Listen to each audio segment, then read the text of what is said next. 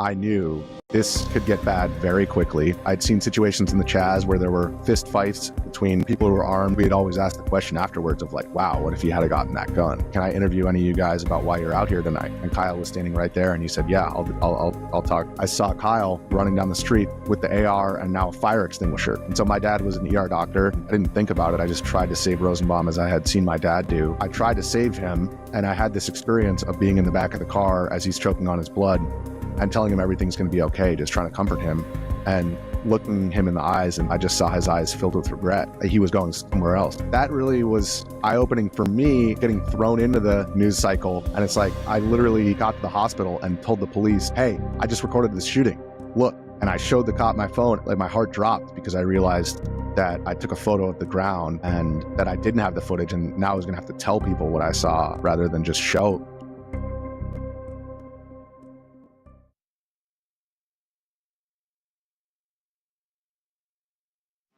All interviewers have their own style, and my style is to try to get to the point and to be intensely curious. And the key to interviewing is listening.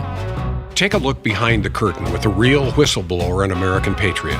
Prepare to embrace the uncomfortable truth because this program has no time for comforting lies. Here is civil liberties enthusiast, Second Amendment defender, and recovering FBI agent Kyle Seraphin. Well, hello, my friends, and welcome to the Kyle Seraphin Show, the Sunday Conversation. These are some of the favorite shows I get to do. I'm actually really grateful that you guys kind of pushed me into doing this because I'm having fun and I'm getting to meet some really neat people, and today is no exception. Today's interview is going to be with Richie McGinnis. He's an author. He wrote the book Riot Diet, which is brilliantly named, and the conversation is truly interesting. What a neat guy. Didn't know what I was getting into before we started doing this, so kudos to that. Another one is kind of that this was a Holy Spirit move. He reached out to me right when I was trying to book the 4th J6 January 2025 interview, and it just all worked out perfectly. I think you guys are really going to enjoy this conversation. Make sure you stick around for it. Before we do, let's say thanks to the folks that fund this operation, including with the fuel that keeps me going and gets my brain working. It's Patriot Coolers. It's patriotcoolers.com. They are the longest serving sponsor of the Kyle Seraphin Show, going back to February of 2023. And I've been using their product longer than anybody else that we talk about here. I had them on duty as an FBI agent, sitting in a surveillance vehicle, getting my hot beverages hot, my cold beverages cold. In fact, I used to fill it up with a smoothie and then just take it and it'd be cold all day long, starting at like 5:30 in the morning when we go sit in the drug dealer and gangster areas. If you guys want your own, go to patriotcoolers.com. Again, it's patriotcoolers.com. Use promo code KYLE and save yourself 10%. If you get $50 or more in your cart, you're going to get free shipping. That's not a bad deal either. And they make these fantastic products. Look, this one, it's got, you can hear it. It's got some coffee in it right now. And look at this. Yeah, 100% guaranteed spill proof. It is good in a fall. It is good in your minivan. It fits in the cup holder. This one is the 19 ounce. I've got every size at this point, and I use them all. You guys can check them out again at patriotcoolers.com. Promo code KYLE. They are presenting this interview with limited commercial interruption, and we're going to get to it right now.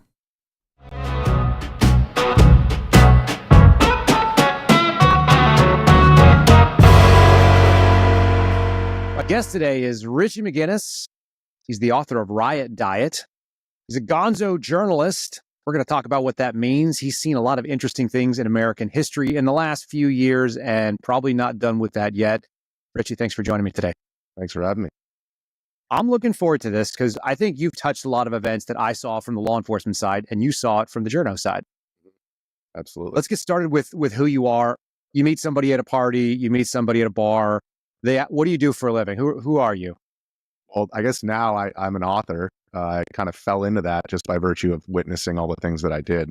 And I felt, a responsibility to chronicle those historic moments that I witnessed. But prior to that, I was a video director. I ran the video at Daily Caller for 5.5 years. That was founded by Tucker Carlson in 2010.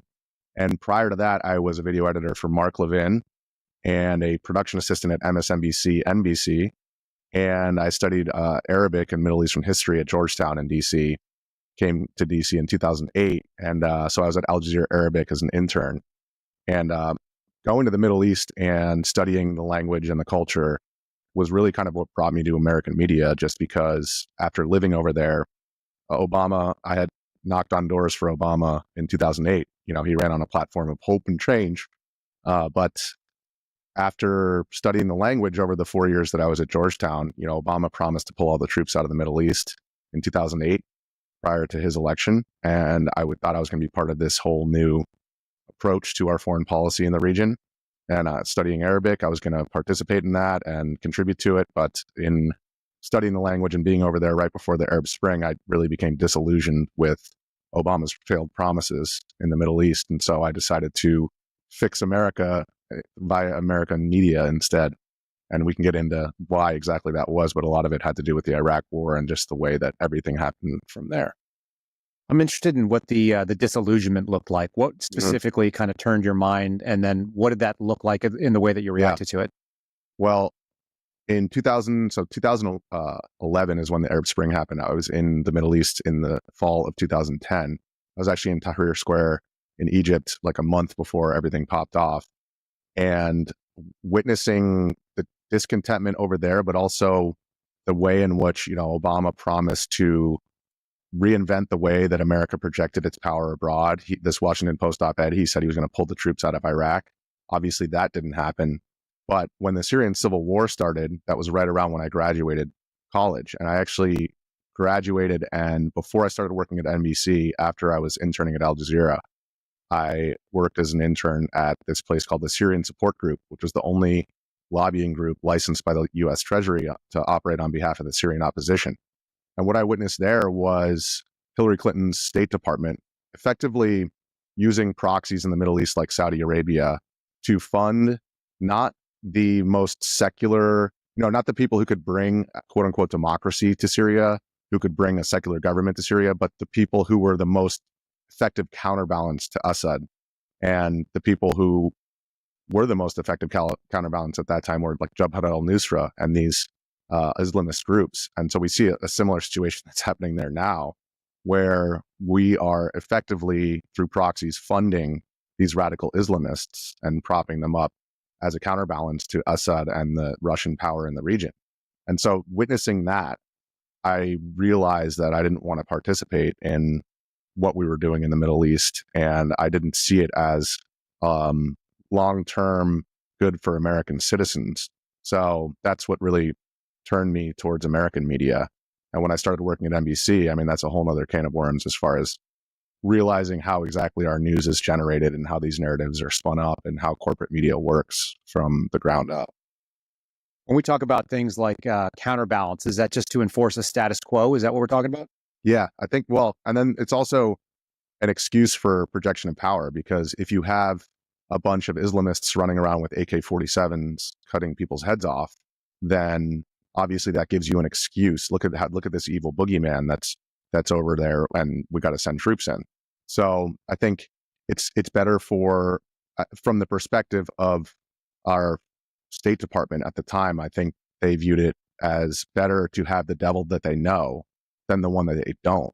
And if you can just imagine a secular government in Syria, which is majority Sunni, and Assad is Alawite, which is it's an mystic offshoot of Shia Islam. And so there's this balance where you had Hezbollah, which is also Shia, funded by Iran and Russia, and the idea of having a secular Sunni state in Syria is not very appealing to the other Sunni states in the region like Turkey and Saudi Arabia. So them being our allies, they don't want that to happen. And so by proxy, we don't want that to happen. So really, they would rather have a weak state where they can project the power rather than have a strong one, which is going to, just throw the whole region's power balance throw it off balance. What is the perspective that Al Jazeera was covering from, or what you were tasked with doing? Yeah. So I was at Al Jazeera Arabic. So we were broadcasting not even in HD. It was in 480p. It was this show called Min Washington. And that was really eye-opening for me because we were 2 floors above Al Jazeera English. And I would watch these stories and the way that Al Jazeera Arabic covered the stories versus Al Jazeera English. And it was 2 completely different. It'd be like watching Fox News versus CNN, but even more extreme. So Al Jazeera English, people perceive it as this really liberal, left-leaning, progressive news outlet. But Al Jazeera Arabic is broadcasting to Arabs throughout the Middle East, and they had a much, much more conservative perspective on American politics. How weird is that? Why do they set it up that way? Well, I think it's probably similar to like the way that news agencies in places like China, cover American politics domestically versus the way that they project, their version of what's happening in America. So you have two different versions, like where Al Jazeera English has really bought into this quote unquote white woke ideology. Al Jazeera Arabic certainly did not, because obviously the viewers are different. So they're catering the news not to what's really happening on the ground, but they're catering it to the audience. What made you jump to NBC? Well, NBC, so I had been applying there for a couple of months, and I had this idea. I mean, NBC is completely nepotistic as far as like how people get jobs. Like everybody who was a PA alongside me, there's some family connection. So my mom has worked as Saturday Night Live since the 70s. And I was trying to use my mom as a contact. I had interviewed at CBS and all these other places as well, but given my mom's connection to NBC, I thought that would be my in. And for months, I didn't hear a reply. And finally, I knew somebody within the newsroom, and they put in the word. So it was ultimately, and I acknowledge that at the beginning of the book, like I got this job through nepotistic connections. And then I saw the corporate ladder and how you climb that ladder. Then you go on to be from a production assistant to a researcher for this correspondent. And then maybe you go to local news outlets and you start doing on camera there. And it's a slow climb up the ladder that, as digital news was really taking over, this was in 2013, I felt like I was working in a candle factory, working in a cable news outlet, right when electricity was invented. So I went to digital news via Mark Levin, and that actually opened me up to a whole nother side of America. Growing up in the New York area and then moving to DC, I sat down for the interview for Mark Levin, and they were like, okay, we're going to tell you who it is. It's this big star. It's Mark Levin. And I explained in the book how I was like, I feigned surprise. I knew the name, but I was like, wow, that's amazing. And I went home and Googled it. And I was like, Mark Levin is the second biggest radio personality in America behind Rush Limbaugh. He's tied with Hannity. How did I not know more about this guy? How sheltered have I been for my entire career in media, but just my entire life, paying attention to the news and what's going on. And that was during the Tea Party and Trump's entire nomination. And I was at Levin until May of 2017 when I started at the Caller.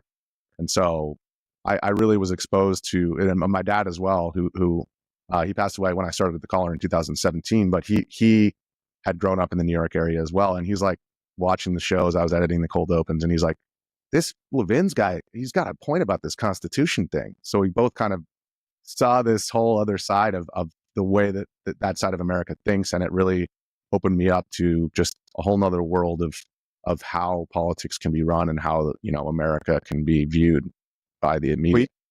You said the other side. Where were you politically, and how has that changed over the last, let's say, 10 years, 12 years as you were looking at this? Yeah, so I am from the New York area. My mom worked in Manhattan. She would commute every day, and I was in 6th grade when 9/11 happened. And that, I think, is really what spurred me to study Arabic in the first place. But, I grew up in a suburb of Manhattan where the county that I lived in voted Republican, quote unquote, country club Republicans for 10 presidential cycles. And actually, Tucker Carlson's book, Ship of Fools, mentions this fact that in 2016, they went from voting 80% Republican for 10 presidential cycles for 40 years. And then they flipped 80% for Hillary Clinton.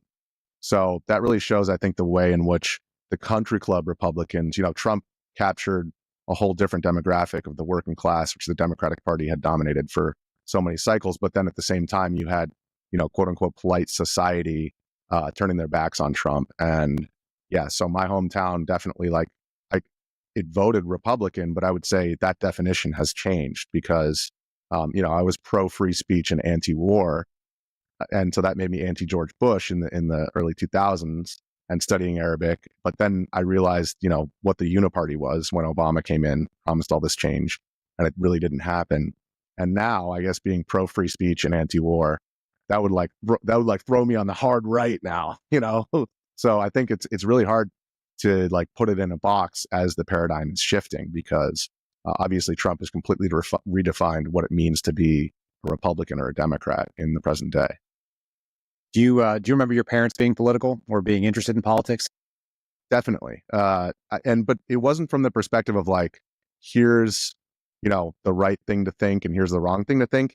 Like my favorite thing in high school would be going home and turning on the news, and my dad would flip between the channels as we're cooking dinner and just be like, I remember in the whole lead up. So the spring invasion of Iraq I was in 8th grade, and then I was in high school right as all the first year of the war was taking place. And my dad was switching between the channels, just saying, he was a doctor. So he'd say, look, CNN, MSNBC, and Fox are all just as for the war as there's no difference between the two.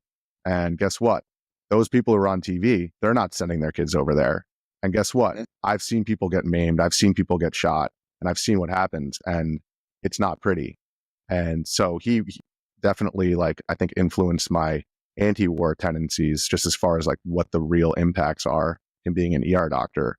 But it was really more just approaching things with an open mind and thinking about it critically, which I think is a very rare thing these days. I still coach the Georgetown hockey team, and it's really sad to see the way in which these younger kids who are in college, when they're supposed to be experimenting with ideas and learning things precisely by sometimes thinking they're saying the wrong thing and then realizing, okay, and that's how you evolve your thinking while you're in college. These kids are like terrified of saying what they really think. So my role as a coach there is just like, all right, boys, this locker room is a quote unquote unsafe safe space where you can just say whatever you want. Let's talk about the Arab-Israeli conflict, So I really, it's crazy how quickly, like, not only academic culture, but just our culture writ large has changed.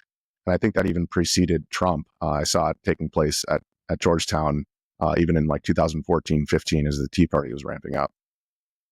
So I think I might have even done a full podcast on it. Like, the kids are not punk rock anymore. But when I was growing up, like, being a contrarian, being anti-war and against what your parents thought, and kind of being, outlandish and just pushing against the status quo, that's like what kids did. And then you kind of figure out where you fall in once you start paying taxes and realizing what kids are about. So are they not doing that anymore? Are kids not just like pushing the envelope and saying things that get people riled up? Well, I think I've actually, since the pandemic, I've seen a trend towards yes. I think kids are now kind of coming out of their shells, and I do think like internet culture has a tendency to expose people to something broader than just like the cable channels that are available.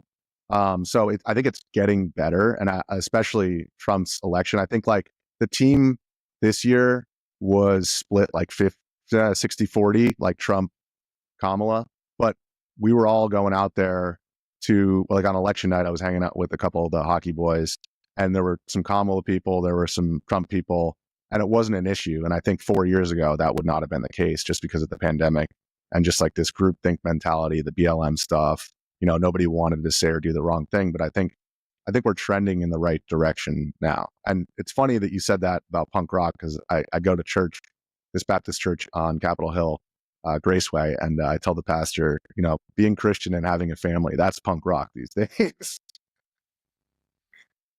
Yeah, I think another McGinnis, I think that Gavin McGinnis has said that. He's like, the most punk rock thing you could do is go have kids and raise a family, right?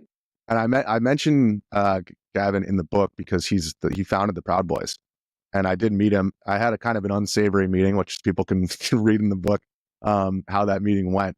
But Gavin definitely, his transition from Vice News, which obviously everybody knows what Vice is and like kind of what they represent today, that used to be a counterculture paper that was it was literally a magazine in Montreal, and it evolved into this outlet based in Brooklyn. And I think that everything that we're talking about the culture shift, can be visualized through Vice. It was originally this counterculture outlet.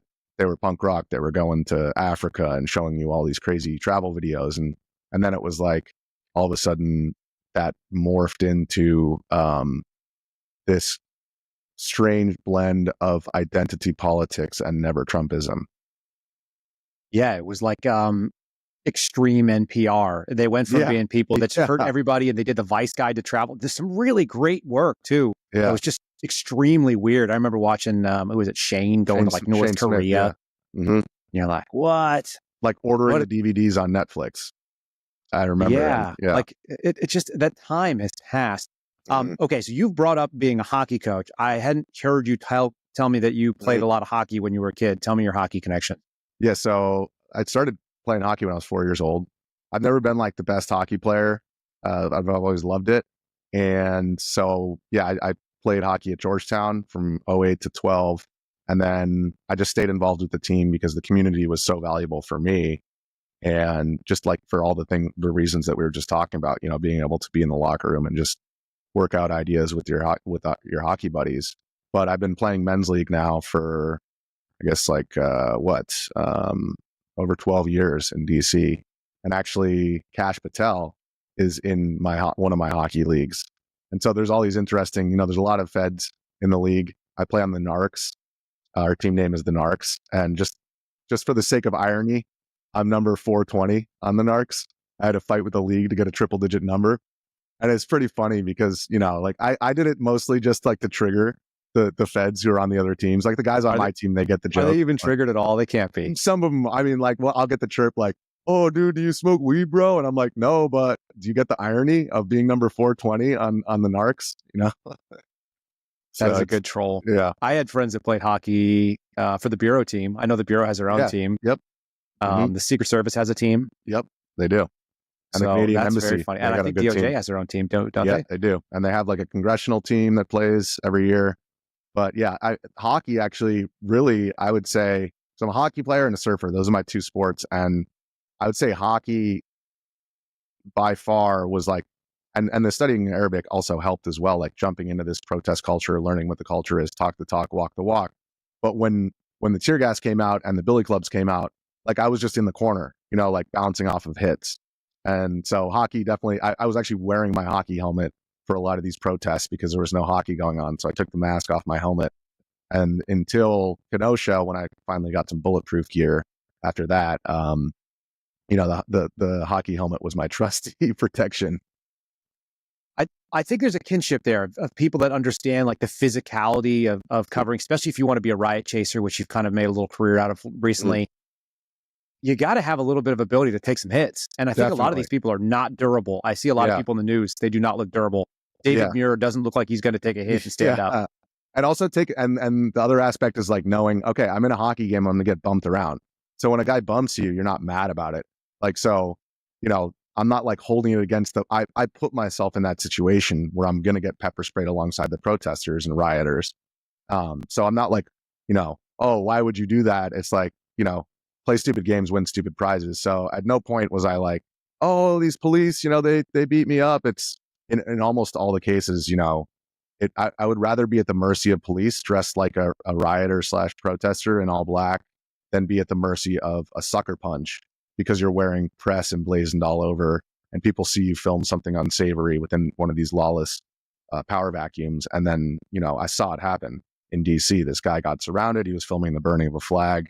They said, delete the footage. He said no. And boom, got sucker punched right in the base of his skull and like lights out.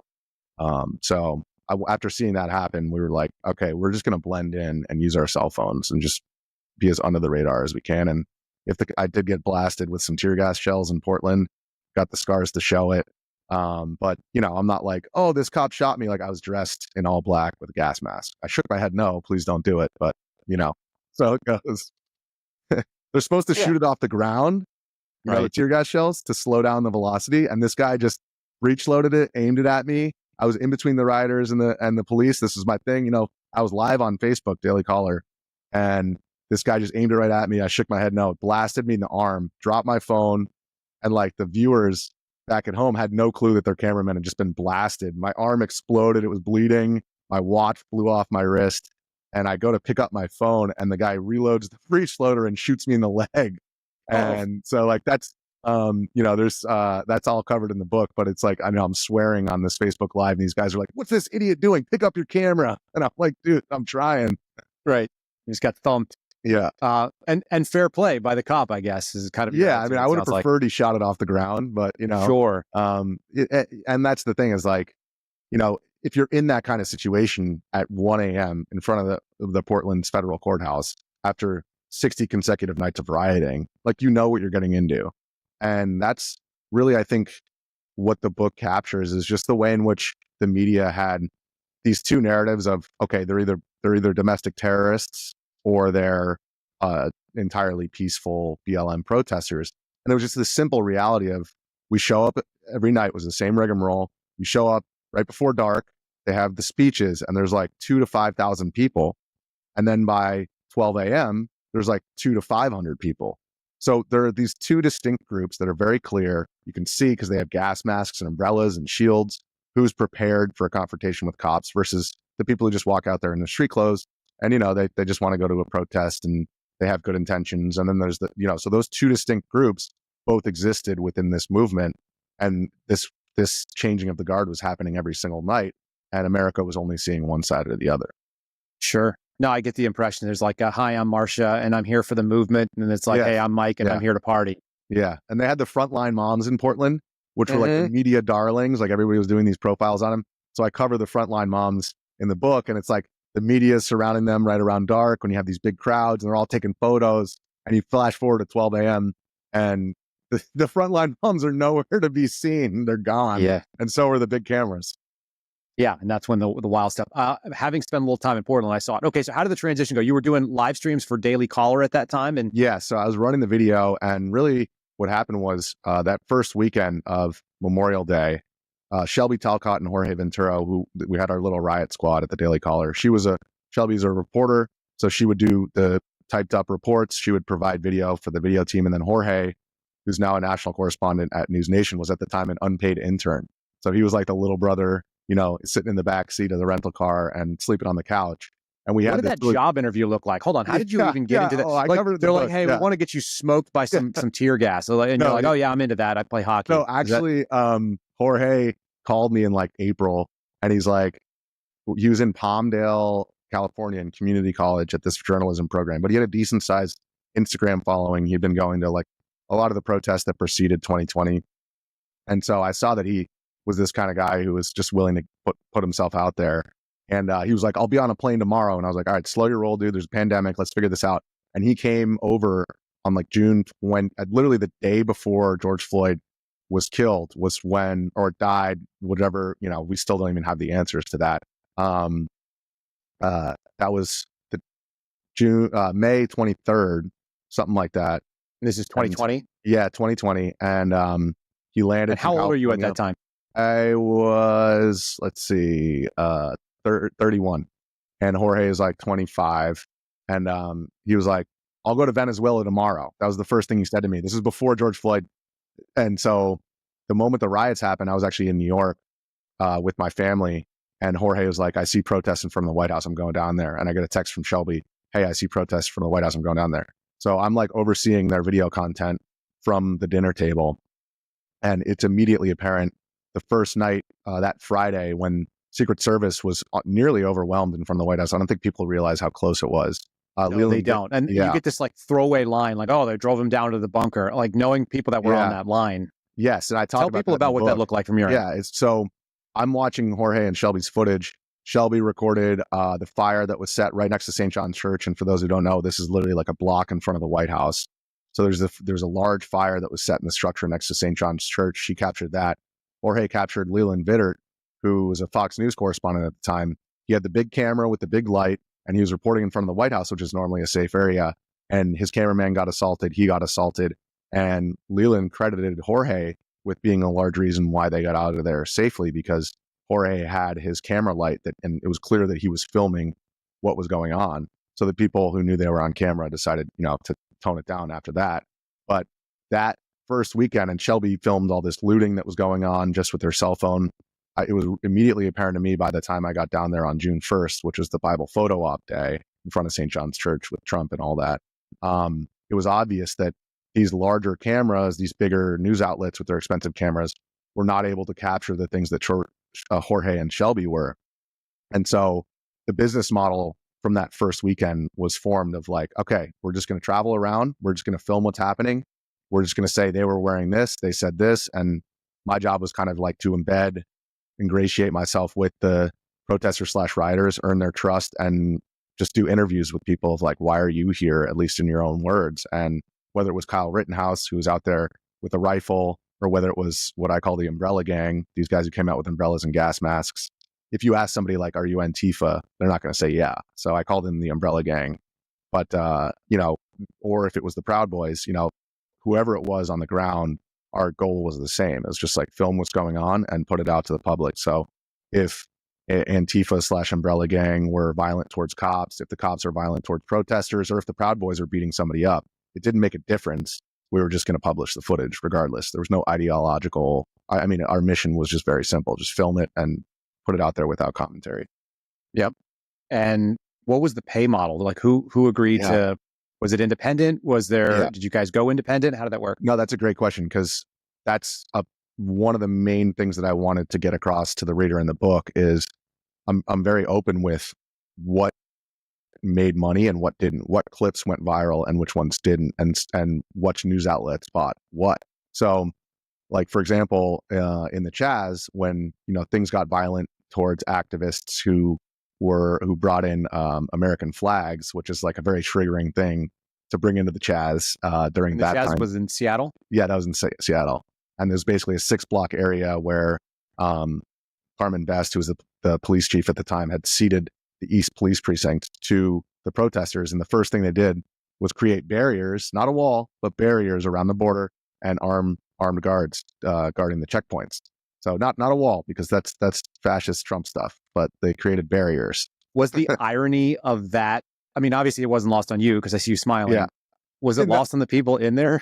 Well, and that's what I get into, is like the most galvanizing thing in the language they would use, words like facilitation, de-escalation, these buzzwords, they were all like kumbaya, and it all sounded great at the speeches during the daytime. But then by nightfall, you would see that this power vacuum turns into a place where the police were not going in there.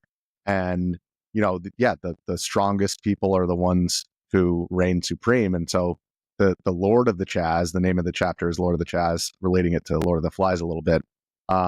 His name was Raz, and he was Raz Simone, this rapper who immediately started handing out rifles the moment that they ceded the police precinct. So it just goes to show, and it's the same textbook situation in all these different power vacuums where, it's all kumbaya at first, and then, a couple of things happen, and all of a sudden, the Chaz gets shut down finally after 3 or 4 weeks because 2 black kids, a 16 and a 19-year-old black kids, get killed at the exact checkpoints that I'm talking about. And, everybody was, all these major companies that were based in Seattle at the time, Starbucks, Microsoft, Boeing, they're all pledging their allegiance to BLM, but they didn't donate to those kids' families after they were killed inside of one of these, power vacuums. So that tells you everything you need to know.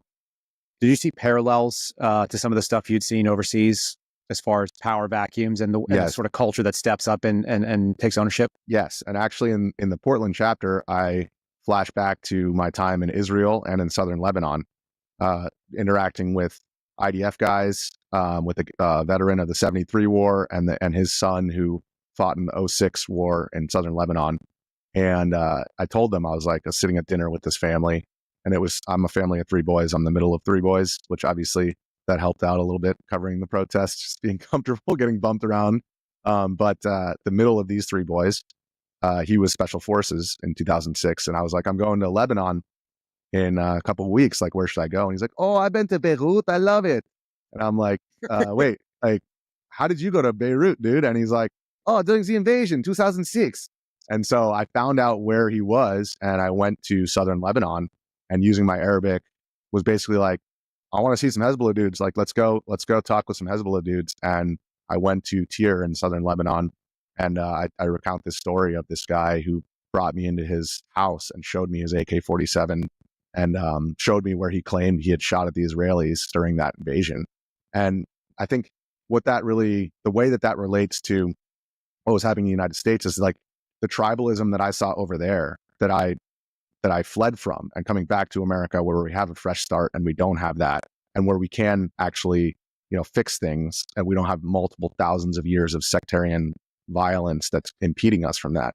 I saw that same tribalism brought back into the United States because I think largely because our communities our local communities, local papers have just been completely eroded. Our families have been eroded, and people now identify with their political tribe because they don't have that aspect of community like your hockey team or your church or your local newspaper and your local town. Yeah, you do sound like a right-wing extremist now, so Yeah, congratulations. exactly, You're good. exactly. These things used to be common. I'm a little bit older than you, and it was very common when I was growing up. Like, it would be very normal to just ask a person what church they go to, and there would be an answer. It wouldn't be Yeah. like, how dare you assume Yeah. this? Yeah, So that's really weird. Yeah. Well, just real quick, I took my buddy who worked at the Caller with me, Vince, and he's like a really intellectual guy, and he's definitely not an atheist. He's definitely like spiritually curious, but he's a traveler and he's open to any new experience. So I was like, hey Vince, like come to my church on Capitol Hill. He was in DC, and he came, and we went to church. We talked to everybody afterwards, and we ended up staying for like an hour after church. And the one thing he said to me afterwards was like, those people were so normal, so nice. Like what was, I can't believe that. Like that's the most normal conversations I've had in 10 years. And I was the same way. I grew up like kind of Catholic, non-denominational, saw what happened with the Catholic Church with all the spotlight stuff, and I turned away from religion.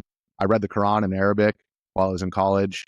I explored all these different religions, and really through that just curiosity, through the midst of all the chaos that I witnessed in 2020, I started going to this church. And the more I looked into the Bible, the more I was like, I think this Jesus guy's got a point. Kind of like going to Mark Levin, just seeing a whole side of things that I hadn't really thought about previously.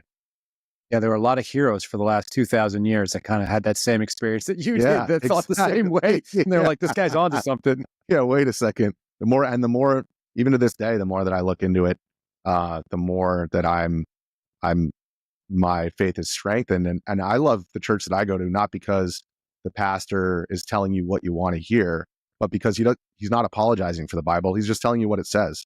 And he lets you as an independent thinker use your own free will to decide what to do. So I asked him, like, this was like 2 years ago. I mean, I do get into like this whole transition in the second book, but I asked the pastor, like, hey, can I be a Christian if I believe that Jesus was real? I believe that he was killed on the cross, but I don't believe that he was resurrected on the third day. And he was like, no, you can't. And I was like, okay, let me do some more research. But that whole process was really eye-opening to me, because he just told me what he genuinely thought, and it let me decide for myself. And I didn't really realize, Christianity I always viewed as this orthodoxy. And I think now we have a transition where the Christians are actually much more open-minded to other ideas, precisely because they're now no longer the monoculture. And now, we have a different orthodoxy, which is like radical scientism. And obviously during the pandemic, we saw what that looks like. But my buddy calls it climate paganism. Yeah, paganism. Climate paganism. That's not. My dad. Paganism. I should say it correctly. Yeah, climate pagans is what he calls them. Yeah, but they are. They've elevated certain things to a god status. Yeah, Gaia essentially. Yeah, exactly. Yeah. And you get this. You get the impression from these people that the Earth's preservation is a good in and of itself. And I think that if you're a Christian, or even if you're a humanist, even if you're a secular humanist, you'd say that the good of the Earth is so that it allows people to live. It's just a really weird, like, why do you have dominion over the earth if you're a Christian? It's so that human beings can flourish and prosper. It's very weird to put Not to mention like the scientific method being, during the Enlightenment being based upon an open dialogue, and to see the way in which, and I get into that in the book as well, is like, I went from cable news to digital news thinking, okay, this is the future. This is where free speech is going to be taking place. All these digital online forums, platforms, or the new town square. And we would put Tucker Carlson clips up during the pandemic of him talking with this doctor or that doctor, and questioning the narratives that were put out regarding the vaccine and all that stuff. And we would get a strike on Facebook. So Tucker would talk about it on cable news and nothing would happen, because he, I think, was grandfathered into being able, into that position. That's a whole nother conversation. But the fact that we were getting censored on social media for airing a cable news clip was really eye-opening for me, the way in which, as our discourse is transposed onto these digital forums, the ways in which they're censored. And it just the mere fact that not only discussions of vaccine, but if you put stolen and election side by side, those two words, then you would get a strike on YouTube and Facebook in the immediate aftermath of the election of 2020. So it's like after 2016, that wasn't the case, obviously. But in 2020, like, how are we going to have a proper conversation?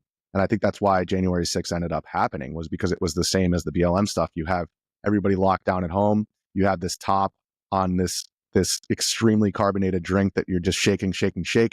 And the less that you allow sunlight to be the best disinfectant, the more that these ideas metastasize in the darker corners of the internet, and the more that people become radicalized to, go to extreme measures. Let's pivot a little bit to the word Gonzo. I asked if you were comfortable with being called a Gonzo journalist. Will you tell people what it is and then how you embrace that, or if you do? Yeah. Well, I'd say I'm more comfortable with the word Gonzo than the word journalist, because journalist is like almost a pejorative now. And it is, yeah. Yeah. And my role as a video director was not to, it was to show the people what was happening through my questions and through where I aim my camera. And so I think the word journalist now is almost like synonymous with activist. But or propagandist. Yes, exactly. And the way that Gonzo journalism came about was during the late 1960s and early 1970s. You had like the Hunter S. Thompsons and Joan Didions of the world, who were wrestling with what it all meant. And like when Hunter S. Thompson was covering the Hells Angels, he embedded within this group, and he wasn't so much moralizing about like, oh, these are bad dudes, as he was just saying, I was here, and this guy was doing this, and this guy did that, and I did this, and I felt like this. So he was providing a subjective lens to give people insight and truth into the reality of what that group was, rather than, I think, every Trump era book that I've read that's related to politics is like, here's why my side is right and yours is wrong. And mine's more like, here's my experience. Here's what videos did well. Here's which ones went viral. If it bleeds, it leads. And if the Proud Boys were beating up on somebody outside Chaz, or if it was January 6th, the left-leaning media would be buying our content, and vice versa with the BLM stuff when they got violent. But the peaceful stuff on both sides of the spectrum would get little to no attention. So there is also an aspect of the algorithms that are on these platforms are promoting the most extreme content, the content that gets those hate clicks. And that's a much more motivating factor than something that's like a more nuanced take. So I think within the environment that we have today, the media environment that we have today, it's like the people who have the hottest takes are the ones who surface on your news feeds. And like while we were out covering all this stuff during the BLM and the MAGA stuff, it was like, look, you can call these people BLM terrorists and you'll get more retweets, but you'll get fired. So our approach was like, we knew that we weren't going to get necessarily as much attention by taking just an approach of putting the footage out there and letting the audience decide. But that was our mission from the beginning. And by the time Kenosha came around, that was when people were actually like paying attention to our content, because they realized, okay, these guys are just showing us what's going on. I had a really interesting relationship with this stuff at that time, because as an FBI agent, I was going to the independent press to kind of figure out what the hell's happening. I was getting curated narratives on both sides. My dad was a longtime media guy. You probably don't know this, but he spent time in radio and was around all this. And he wrote a paper a long time ago. I believe he wrote a paper. I think it was a capstone in college called The Myth of Objectivity. Wow. And I may have just totally made that up. There's a real possibility, but I know we've talked about it. My father and I have. The myth of objectivity is something that is projected onto quote unquote journalists, capital J, J school, journalist graduates. And they have this belief that they're like being brought into the priesthood where they dispense with the truth. Talk about the myth of objectivity, and then why Gonzo maybe is kind of the push against that. Well, because I think what Gonzo is being very honest with your audience about who you are, about where you come from. And rather than saying, I'm an unbiased person who's going to tell you what the objective truth is, it's like, I'm a person in the midst of this story as a human being. And here's how I interacted with it. Here's why I, in the case of the 70s, obviously, here's why I asked the questions where I did. But in my context, it's like, why did I aim my camera here? Why did I go to interview Kyle Rittenhouse?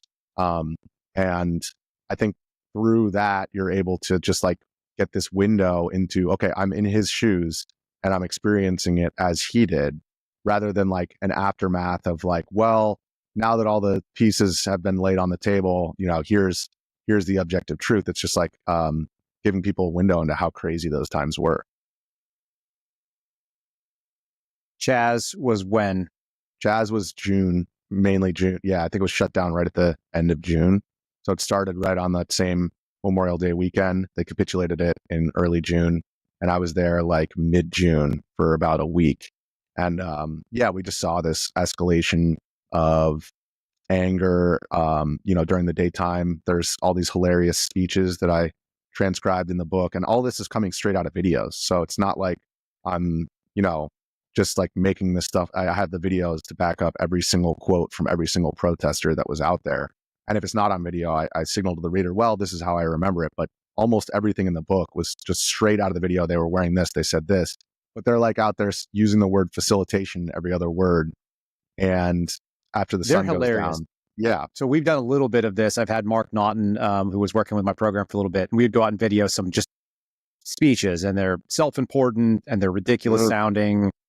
And they're using jargon that normal people don't use because it's very like fake academic stuff. It's just, it's surreal. If nobody's ever been to one of these weird activist speeches, they're just like visiting another planet or another culture.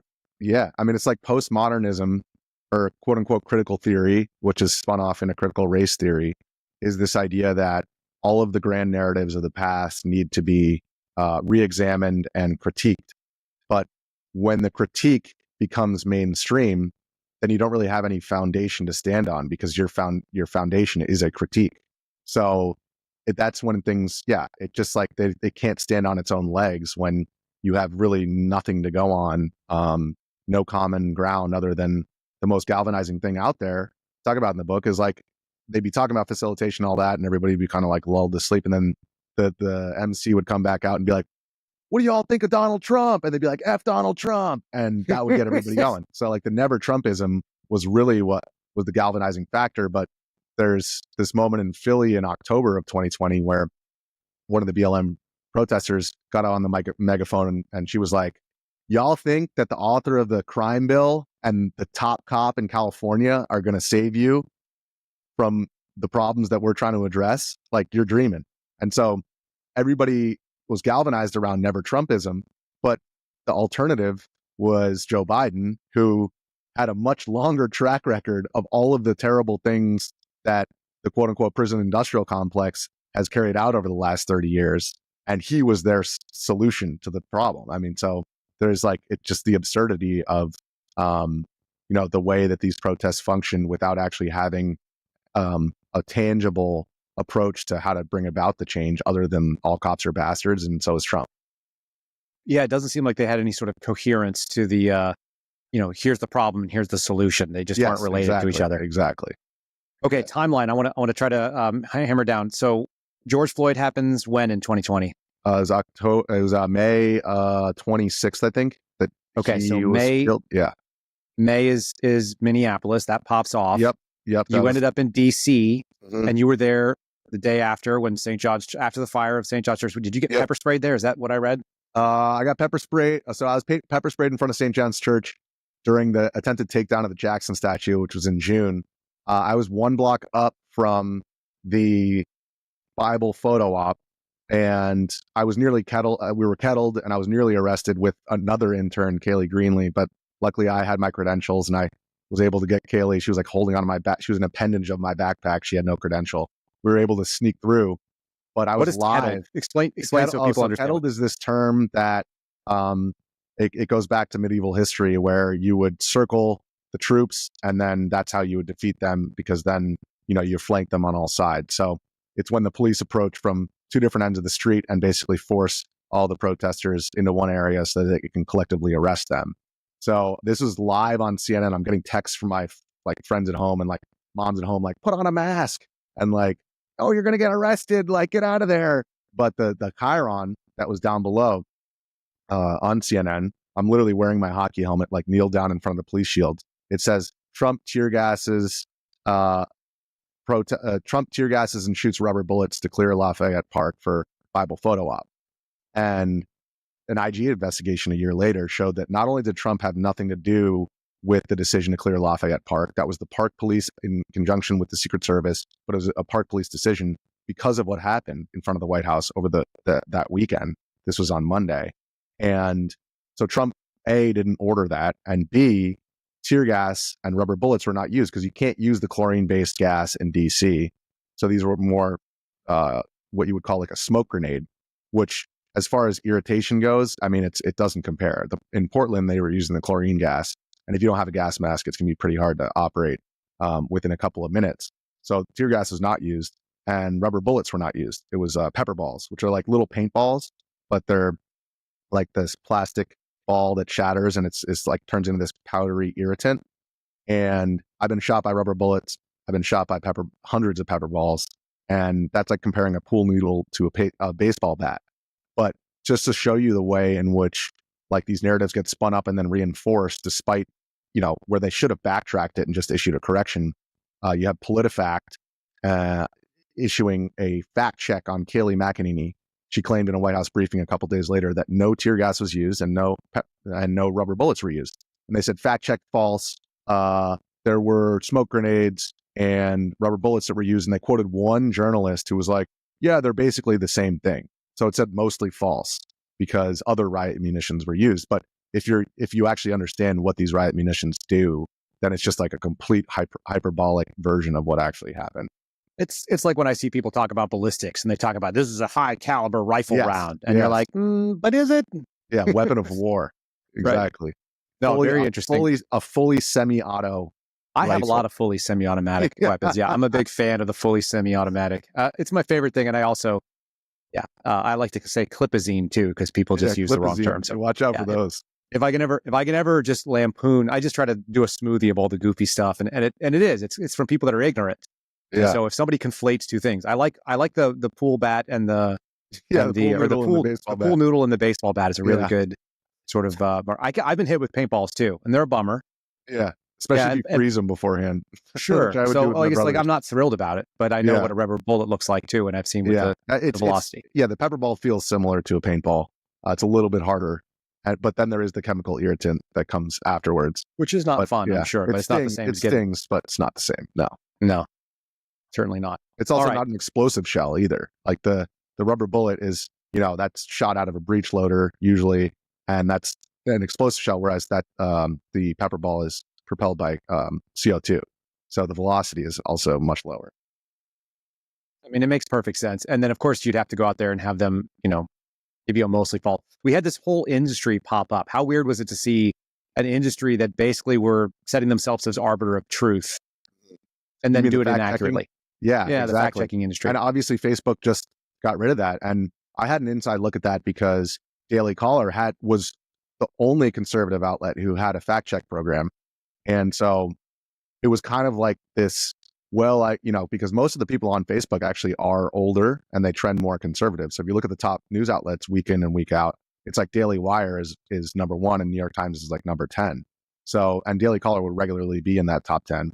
So they picked us as they're kind of like token conservatives to give a fact check program to. But the fact of the matter is like the other 6 were all coming from the left.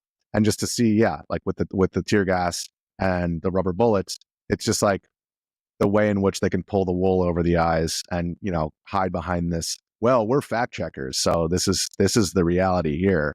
And then being on the ground and witnessing the reality myself is really infuriating. And obviously, like I think Kenosha was the best example of that, where, the moment that this tragedy happened, there was just like these two narratives that were spun up of white supremacist or hero. Yeah, instantaneously, despite no black people being the ones that were being shot. So, and after I testified in the trial a whole year later, the amount of people who came up to me after the trial and were like, I didn't realize that the guys he shot were not black. Number one. And number two, I was the closest person to that first shooting, and I attempted to render aid to the first guy who was shot. I didn't know who he was at the time. I didn't know the terrible things that he'd done in the past. I carried him to the hospital, and he was pronounced dead within 15 minutes. But, and I was actually named a victim as well because I was right behind. I chased after Rosenbaum, who was chasing after Rittenhouse. A gunshot went off. Rittenhouse turned around, and Rosenbaum yelled, "F you," and lunged for the gun. Rittenhouse dodged and shot. And by the time I realized that I was in the crossfire, I actually told police night of that I stepped aside right before the shots were fired. But the video showed actually that I stepped aside right afterwards, and you can see the FBI had an infrared camera in a Cessna up above. You can see the bullet skip off the ground in front of me. But I just told police, I looked down, I felt something go past my legs, and I didn't see the guy collapse. And then I looked back up, and he was on the ground, and the shooter was gone. Kyle had run around a car, and I didn't even know it at the time, but I ran over to Rosenbaum, and Kyle ran around the car and then ran up behind me, and I just saw a pair of legs, and I was like, "What are you doing? Call 911." And I saw a hand reaching into a pocket, and so I didn't even know that was Kyle until I saw the video after the fact. But all of what I witnessed, I thought I was filming. I took a photo of the ground. I was on the phone with my coworker, like something's about to happen. So I took a photo of the ground, and I didn't have footage of the actual shooting. So my testimony was very important to that first shooting. Tucker Carlson was the only one who asked me to come on. I went on Tucker's show, and then CNN took my words out of context and said, McGinnis supported the conservative claim that Rittenhouse acted in self-defense. I was like, I didn't support any conservative claim. I stated my objective observations, having interviewed Rittenhouse 13 minutes before the shooting, of why he said he was there. Had me on a corrected record or prepare for court. So I did go on CNN because I had that. I mean, I never would have gone on if they hadn't have had such an egregious misrepresentation of what I said. But that was the only left-leaning media appearance that I did. And being a witness, I tried to, keep my talking publicly about what I witnessed to the maximum that I, had to tell the public what happened, but to the minimum that I wouldn't misspeak on live television and then have that basically discredit me as a witness. And so after the trial, every news outlet, CNN, MSNBC, NBC, they're now finally like coming to me, and I was like, no, I'm not talking. Like I just testified, and that's it. So I didn't do a media appearance until Megyn Kelly, like a year later, because I just didn't want to add fuel to the flames. But that tells you everything you need to know about their real care for actually getting the facts off the ground from somebody who was right there versus, well, they didn't like what I had to say because it didn't fit their narrative. But the weird part about my role was that I was also a victim, not asking for it, but the prosecution heard what I told the cops and made me into a victim of reckless endangerment. And in Wisconsin, you can get acquitted of self-defense, but still charged with reckless endangerment. And so I was good for the defense because I saw Rosenbaum lunge for the gun, but I was bad because they wanted me to say that I wasn't afraid for my life at the moment of the shooting, but I was under oath and I had to go in as a witness telling the truth. And I was absolutely 1,000% afraid for my life. And I said as much during the trial, but I knew that could potentially throw Kyle in jail while being acquitted of all the other charges, which was the most terrifying. The only person who was happier than me after the acquittal was Kyle Rittenhouse, obviously. But that didn't I had to let's separate my wind the tape back testimony from that. Yeah, I want to what caused you to go to Kenosha? Like what was the triggering event that you said, this is where it's going to pop off, and this is where it's going to, because to be at a number of these places in history, it goes from being a coincidence to being a skill. Yeah, well, and that the interesting part about that is how simple it was, and how just this handful of people, myself, Shelby, Jorge, Julio Rosas from Town Hall, Elijah Shaver from The Blaze, BG on the Scene, Drew Hernandez, like this small group of people, we'd see each other all around the country at all these different places, Portland, Chaz, DC, New York, Philly, all these different places where things were popping off. And we were the only ones who were going there to really show people what was happening. And the New York Times correspondent was in Kenosha and went home that night, the night of the shooting, before the shooting, because she knew it was going to be dangerous. I don't blame her for that, but it was very easy. So what happened in Kenosha is it was just obvious that was the place to be, because Jacob Blake was shot on, I think it was Sunday, August 23rd or 22nd. And that was in the morning. And what happened was Jacob Blake had his girlfriend. He had multiple kids with his girlfriend. There was a warrant out for his arrest for a domestic abuse / sexual assault charge against his baby mama. And he went back to her house, and she called 911 saying, I have my kids here and Jacob is back here and I'm scared for my safety. And the police arrive, and they get into an altercation with Jacob Blake. His kids are in the car, and the police wrestle with him. They tase him twice, and the video that came out on the internet starts after the tasing and right as he's escaping from their grasp. And so all that people saw was him pulling away, reaching for the door, and then getting shot 7 times. And the narrative was that he was shot 7 times in the back. He was shot 3 times in the side and 4 times in the back. But what wasn't part of that narrative was the fact that police said he was armed with a knife. There's evidence to show that. There's photos of the knife lying there. And also, this whole lead up to, well, there's a warrant out for his arrest and for like a violent crime against the woman who made the phone call, the mother of the kids that, Kamala Harris and Biden were like, he was shot 7 times in the back by police in front of his kids. It's like, yeah, in front of his kids whose mom he sexually assaulted. And so it was really obvious from that first night, that Sunday, we saw vehicle fires, a bunch of local journos on the ground. Kristen Harris was there. And that's when we all came on Monday on the second night of rioting, because it was like so clear that this was just yet another hotspot where, everybody by Monday, people were coming from Chicago, from Milwaukee. And then by the third night of rioting, when the shooting happened, those numbers were even larger. And there were a lot of bad dudes out there on that night. And I was almost mugged on the second night of rioting. I was filming some vehicle fires, and these dudes were like, "Oh, nice phone." So I had the 3 camera lenses on it. And at the time that was like a fancy thing. And I was like, "Oh, this one." And I, kind of used my distraction method, and I just Forrest Gump out of there. And so it was not a safe place. And that I go through in the book, like on that third night of rioting, just all of us, Shelby, Jorge, and I getting ready, like, okay, this is going to be bad. So let's stay frosty out here. But what was your, let's say, spidey senses towards the energy level? You said bad dudes, like that's a recognition that there's something going on. Can you try to explain that to people and maybe like a... Yeah. So the night before the shooting, the second night of rioting, Shelby and I were walking through. Shelby's most viral clip of that night was a furniture store where she filmed a guy go in, light this one match, and within like 5 minutes, the whole store was aflame. And it was this family-owned business. And it was very enigmatic of Kenosha, this formerly great automotive hub of the United States turned into this Rust Belt city that's now economically depressed, and this family business is burned to the ground. But we were walking past some vehicle fires, and it was in front of this auto shop, which is the Car Source, that people now know that name because of the trial. There were guys using literally garbage cans full of water, dumping it onto the vehicle fires, and a guy with a power washer putting out vehicle fires in front of this business. And we were like, "Hey, can I just ask what you guys are doing?"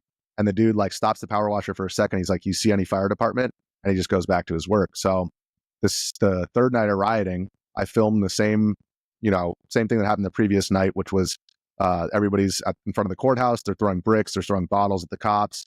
The cops come in with their armored personnel carriers, with their shields. They force everybody out, and then they disperse into the commercial districts in the surrounding area, and anarchy reigns supreme with just looting and arson, smashing of windows, just burning cars for the sake of burning cars.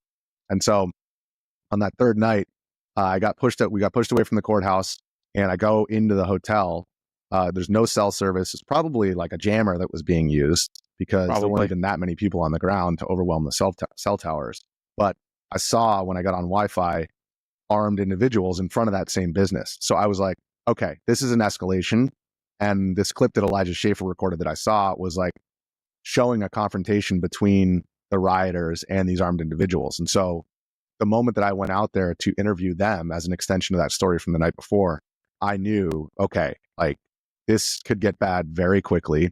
I'd seen situations in the Chaz where there were fist fights between, people who were armed, and these Proud Boys beat up this guy, and he actually, like we saw in the video afterwards, didn't even realize it at the time, he like lunged for one of the Proud Boys' guns. And so there are all these different situations leading up to it where people were armed and tensions were high. And we had always asked the question afterwards of like, wow, what if he had gotten that gun? And so we were kind of aware of, what could happen potentially. So I went out there and just very as unthreateningly as possible, had both my hands in the air, just said, "Hey, can I interview any of you guys about why you're out here tonight?" And Kyle was standing right there, and he said, "Yeah, I'll talk." And I interviewed him. This was 13 minutes before the shooting. "Hey, why are you here? Oh, you got an EMT pack? Oh, you say you're EMT certified? Really? Like, are you sure?"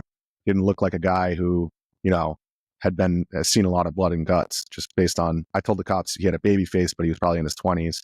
Turned out he was 17. And I walked with him as he then was shouting, "Medical, does anyone need medical?" And so it's another thing that people, didn't get from the narratives that came out of there, is that he went in with the best of intentions.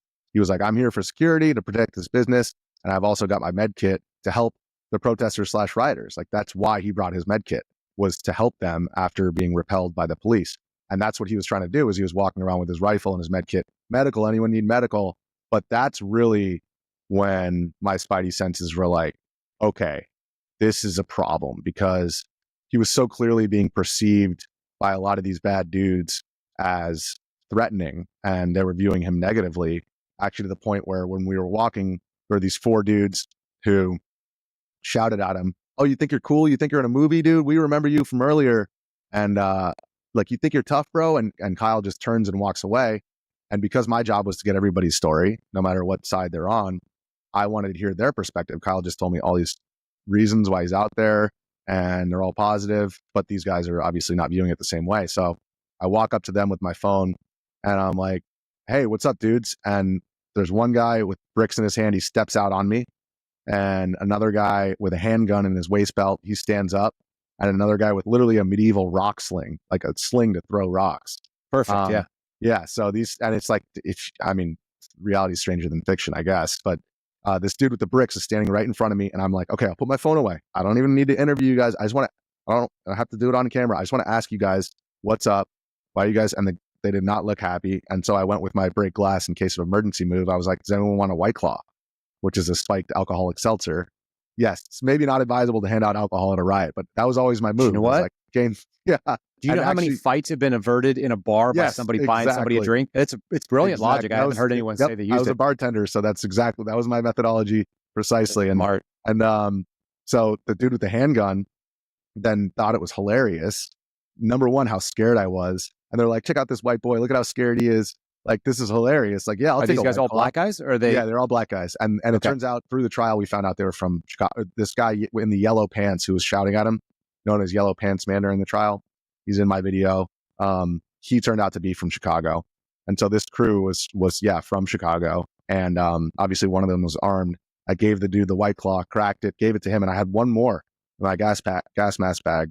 And I was about to crack it and drink it myself and just talk to those guys. And that's when I saw Kyle running down the street with the AR and now a fire extinguisher. And so he's got the med kit, the AR, and a fire extinguisher now, and he's running down the street. And I was like, whatever he's doing, I got to go see what's going on. So I was like, all right, guys, I got to go. And this is now like 3 minutes before the shooting. I called my coworker, Shelby. I was like, "I don't know what's going on. This kid's running with a fire extinguisher. Where are you at?" And she was like, "I'm on Sheridan." And that was the road where the shooting took place. And I was like, "Oh, I'm right up from you." And that very moment was when I heard Rosenbaum scream and run after Kyle. And I said, "Oh, F, I got to go." Hung up the phone and took a photo of the ground and then held up my camera thinking that I was filming what came next. And that was just a matter of seconds from when he yelled to when the shooting happened. Totally wild. I also like the juxtaposition of the White Claw, which is kind of like a white chick beverage from like... Yeah, exactly. Because that White Claws had just come out. And it's funny because when, if I was covering the Proud Boys stuff, I would bring Budweisers and cigarettes. And if I was covering the BLM stuff, I would bring White Claws and doobies. And I would go up to like the head umbrella guy and be like, "Yo, you want a White Claw? You want a doobie?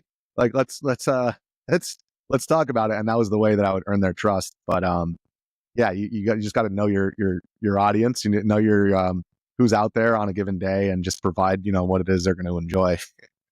Yeah, and you're not playing with you're not trying to play with this veil of objectivity. You can just be a person who's amongst other people and get the story. I think it's interesting. I have this idea of the veil of civility, which is a very, very thin. Mm-hmm. And from the law enforcement side, I've seen it. I was a paramedic. I saw it there. I imagine you've seen you've seen when it gets lifted. You want to talk about like the difference between everything is okay and it might not be okay, and how fast that happens for people? It happens extremely quickly. And I that's why I call that chapter the Lord of the Chaz, and I call it the Lord of the Flies effect, which is everybody thinks, we're, I think, lulled into this idea of the modern mind is somehow separated from our primal origins. But the moment that the tear gas comes out and the pepper spray, and you see one of your fellow tribesmen get billy clubbed to the ground, this whole different part of your brain turns on. And I mean, I've been pepper sprayed hundreds of times by this point. It totally switches the lizard brain on, and you just turn into an animal. And so, like, from the moment that people are banging in shields to the moment that that pepper spray comes out and that front line of people get hit, it's instantaneous. And I think it's really easy for people to sit at home and say, like, oh, I would have done this or I would have done that. But January 6th being another great example of that, where it just took a couple of people to smash into those shields and draw the police to the point where they're using pepper spray and tear gas to get the whole crowd riled up. And it's really like a domino effect. And I try to express that. I was just in the locker room after my men's league hockey game on Sunday, and I was trying to explain to one of the guys who's a Coast Guard guy, he's like, oh, all those J6ers, they all belong in jail. I was like, dude, I'm telling you right now, like, there was that front line of people who broke the line, and then the amount of people who just came from around the country and saw this crowd going up and literally did walk in through an open door. I had to duck a cop. I climbed up the wall to go around the crowd, and I was actually the last one in on the Western Landing. I ducked around a cop who was wrestling with a guy, and I ran in and the door closed. But prior to that, the door had been propped open, and I've been watching all the surveillance footage of these hundreds of people pouring in through that entrance while the door is literally propped open, and just being like, oh, God, Nate, look at this. We're in the Capitol. And so you had those people. I followed a group all the way to the house doors, and that famous window photo of the shattered window with the guy sticking his face through and the sergeant at arms with their guns pointed, I was on the other side of those doors. And so those people, it was like 10-1 rioters to cops at that moment that I was there. I thought that they were going to crank open that door and I was going to get caught in the crossfire again. They were trying to smash the doors open to the House floor. I then was pushed away by the cops. They got reinforcements, and I went to the rotunda, and there was a guy who decided to use that time not to break down the House doors, but to roll a joint and smoke a joint in the Capitol. And so it's the same as the BLM stuff. Both those things can be true at the same time. There were 10 people who were trying to smash that door down, and then there were 200 who were just looking around in the rotunda, and just marveling at, what was going on. If you talk to guys who spend a lot of time in combat, there's like always these weird little lulls in it where somebody will just like let out a fart and everybody laughs. And in the meantime, there's like mortars going off around them or rocket, attacks. It's just your humanity doesn't go away just because something intense is happening. Mm-hmm. And you have those moments of where like time stands still and it's moving really fast. You get that temporal distortion effect. But at the same time, there's real human moments that happen because we're not 100%, warrior. This is have you ever seen the Dune movies? You ever watched those? Yeah. I read the books too. So I'm not a Dune guy, but I watched it with my wife because I thought it was interesting. And we watched it. And at the end of it, my reflection, and maybe even my wife's reflection coming at me that I remember, it was like, there's not a single moment of human levity in that entire 2.5 hours of movie. Mm-hmm. It's not realistic to me because of that. It's like human beings have funny moments, even in the middle of chaos and terrifying, life threats all around you. Yeah. Plus, a moment where the guy stops and smokes a joint for no reason. Yeah, like, exactly. Really? It's exactly. Right here? And one of the guys who was smoking the joint, I think, was enigmatic of that entire situation. I was like, "Why are you smoking weed in the Capitol?" And he was like, "Whatever. Life sucks. I'm probably going to get in trouble again, but might as well." And so, like, that dude had nothing else to, like, these people who took to the streets because they were desperate in the first place. And what ultimately happened, whether it was January 6th or Kenosha, is the people who are on the ground are the ones who get used as cannon fodder by the media, and turned into these caricatures of this or that. I want to stay on Kenosha for just a minute, although I think it's a good preview to J6, which is kind of what I'm doing this month as far as talking to people that were there and what they saw. And I think it's really important that there's not a monolithic narrative that is accurate. Yeah. And I think you're poking holes in that. Let's talk about running down the street. So you took a picture of the ground. That's a classic move. You only do that. Generally, you only make one of those mistakes on like a when it matters. Well, you make it when it matters, and you only usually do it once. Yeah. Yeah, I didn't do it. I didn't mess up again. Yeah, that's true. I did almost lose my phone on January 6th. That's a different animal. Like losing equipment, field loss, that happens. But like the failure to actually hit the right button or hit record or whatever. There was a question that somebody asked me. They're like, how do you know this thing happened? What? Who would do? Okay, so the New Orleans bomber. You remember this guy? He just drove his truck in, and he had the Google glasses on. Yep. And so they were like, he filmed the reconnaissance, but he didn't film running over people with his glasses. Why would that be? Yeah. And I'm like, look, you only make that mistake once, but what if you got shot by the police right after you made the mistake? Then you don't get a redo. Yeah, exactly. That's the last time you could take the picture. You forgot to hit the record on your glasses. Yes. That's a real possibility. Those are I always go to the lowest human explanation. It's like everybody screws Sometimes up once. Incompetence is the best explanation. And that really was eye-opening for me as far as getting thrown into the news cycle. And The Intercept wrote a hit piece on the quote unquote riot squad, which was this group of people that I just mentioned who were traveling around and going to these hotspots. And he implied that I deleted the footage to protect Kyle Rittenhouse. And it's like, I literally got to the hospital and told the police, hey, I just recorded this shooting. Look. And I showed the cop my phone. And then my heart dropped because I realized that I took a photo of the ground and that I didn't have the footage. And now I was going to have to tell people what I saw rather than just show them. So my life would have been infinitely easier if I had that footage. But you're right. Like there are all these conspiracy theories spun up around, oh, he works at the caller, so he's this and he's trying to protect him. And, these conspiracy theories all, like it's just, dude, it was a riot and I was on the phone with my coworker and I switched the app and I took a photo. Like, sorry, I'm an idiot, but what are you going to do? It's like, it's crazy. Classic explanation. Yeah. I think everybody who's ever even tried to take a picture of their kid doing something cute can empathize with that. Then imagine there's a gun and a guy who's chasing the guy with a gun. Exactly. All right, let's go through that moment just a little bit, just because I know people are going to be really interested in, a little bit of how your testimony came out there. But you're chasing.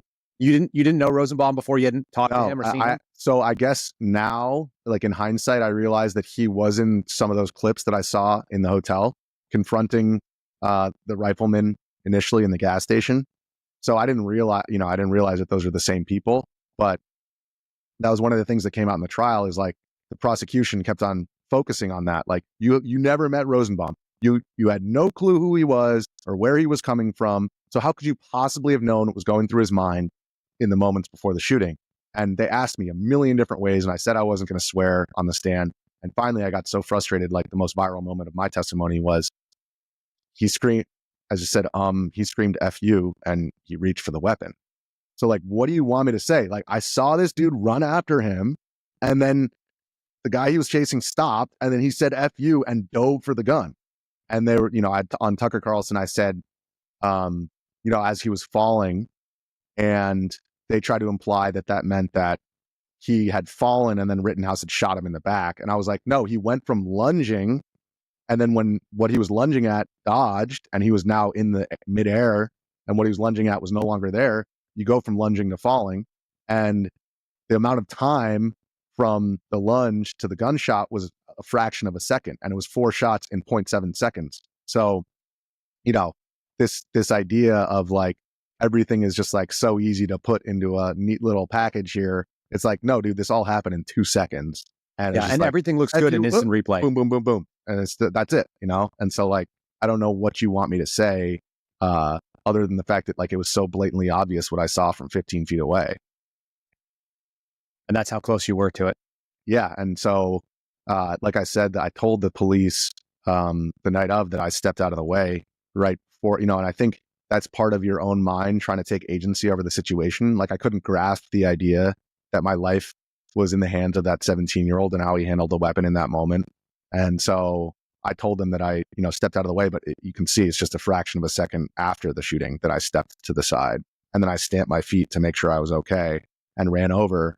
But, I think that's also what I try to capture in the book is the difference between seeing something through the pixels on your screen and experiencing it in real life, and how, smell is the closest sense tied to memory. And now I've actually like done weapons training and stuff because every time I went shooting, maybe 6 months after that, shooting skeet on the beach, in right before January 6th, actually, in the new year. And I smelled the gunpowder, and it was like, took me straight back to that moment.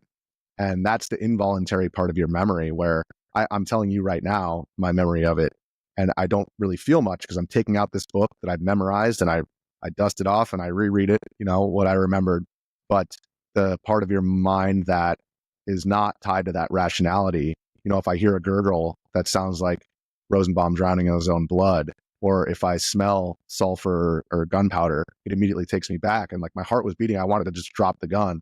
And after that, I was like, okay, I need to master this fear or else I'm going to be scared of it for the rest of my life. But that's what, all the armchair quarterbacks don't pick up on is like, oh, well, Rosenbaum was this and this. And yes, Rosenbaum sexually, I don't know if I can use the word R-A-P-E. Go ahead. Yeah, do it. He did very bad things. He raped minors. He was thrown in jail for that. And whenever I bring this up, conservatives will say, well, you stop trying to excuse his behavior. But if you want to understand why something happened, you do need to look deeper than just the surface level story. And he was sexually assaulted by his stepdad when he was a minor. And the minors that he sexually assaulted are now in jail for the same crimes. And whether it was Jacob Blake, absent father, Kyle Rittenhouse, his dad was from what I've gathered, the only time that he was present during the trial was leaving drunken messages on the lawyer's phone. So Kyle's dad was, he lived close by, but he was obviously, by every information that I've gathered, I mean, he wasn't there. His mom was there for him, but his dad wasn't. Anybody who lets their 17-year-old go out with an AR-15 to a riot, I don't know. I'm not sure what dad would let their kid do that. And then not mine. Probably not yours. Yep. And then Rosenbaum, first one killed, sexually assaulted by his stepdad. Anthony Huber, absent father. He was shot in the heart and killed. The one who hit Kyle with his skateboard, which is actually his only solace in life. And Gage Groskowitz, who had his bicep shot off, also absent father. And so, and then, Anthony Huber's dad is suing Kenosha now. And it's the same thing that happened with Daniel Penn. Like these fathers all of a sudden come out of the woodwork after the fact to get their money when they weren't there for their entire kids' lives. And Jacob Blake's dad left him on a doorstep. And then all of a sudden, Jacob Blake gets shot by the cops and he's suing the police department. So, there's this deeper story of the fracturing of our families. And I think that's a large reason why a lot of people took to the streets is they grew up in broken homes and they feel like they've been given the short straw in life. Yeah, it's always the story's a lot deeper, I guess, than some kid had a skateboard and some kid made a bad decision to show up in a riot, which I do think it's a bad decision. I don't think 17-year-olds need to be doing that. Yeah, but he has a right to do it. That's the other thing. Yeah, and like we were talking about, number one, when those kinds of situations happen, there's no thinking that happens. It's all circuitry. And so my dad was an ER doctor, and I think that's a large reason why I just instantly, I didn't think about it. I just tried to save Rosenbaum as I had seen my dad do at prior times, just drop everything that he was doing. Somebody gets hit by a car or breaks their neck diving into a sandbar, and he's right there, just being in doctor mode, dropping his role as a citizen and just becoming a doctor.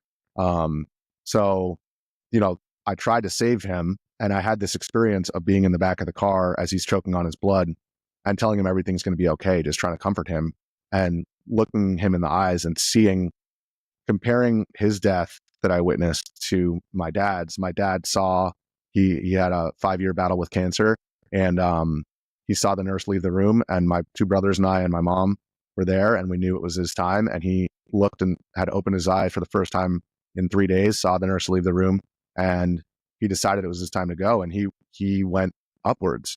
We were all there, and he chose his moment to pass. And then Rosenbaum, I just saw his eyes filled with regret. And so how did you end up in the car with him? So he got shot, and then I thought that there was going to be an exit wound. It turns out that he was like basically parallel with the weapon when it was fired. So there was a little bullet hole in his back, but I assumed there would be an exit wound. So I was like, I'm going to roll you over. And I flipped him over, and there's nothing. And then there was a graze wound on his head. Everybody like ran around, and you can see that Drew Hernandez's footage.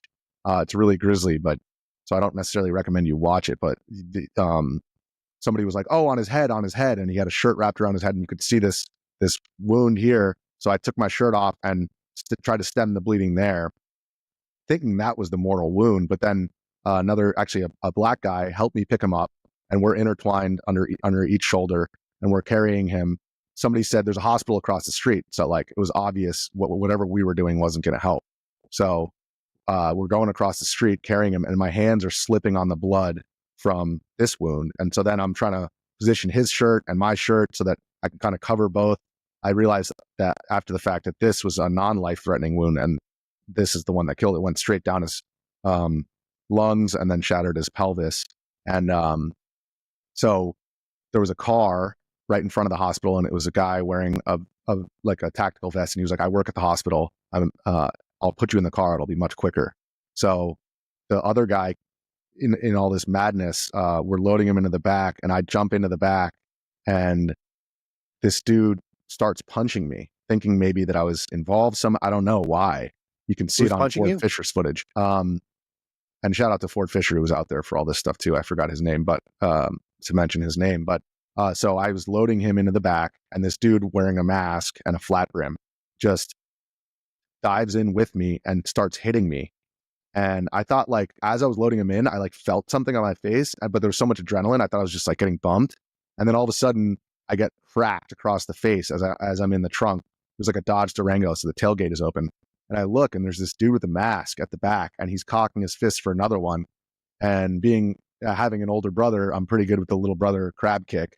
So I was in the back and holding on to Rosenbaum, and I just kicked him in the chest, and he fell backwards. And that's right when the SUV drove away. So I'm in the back, and it's just this 2-minute trip from there down the ramp into the ER. And I had no clue, who Rosenbaum was, and I just wanted to comfort him. And it wasn't clear to me that he was going to die at the time, but I just wanted to comfort him. I was like, it's all going to be all right. We're going to have a beer after this.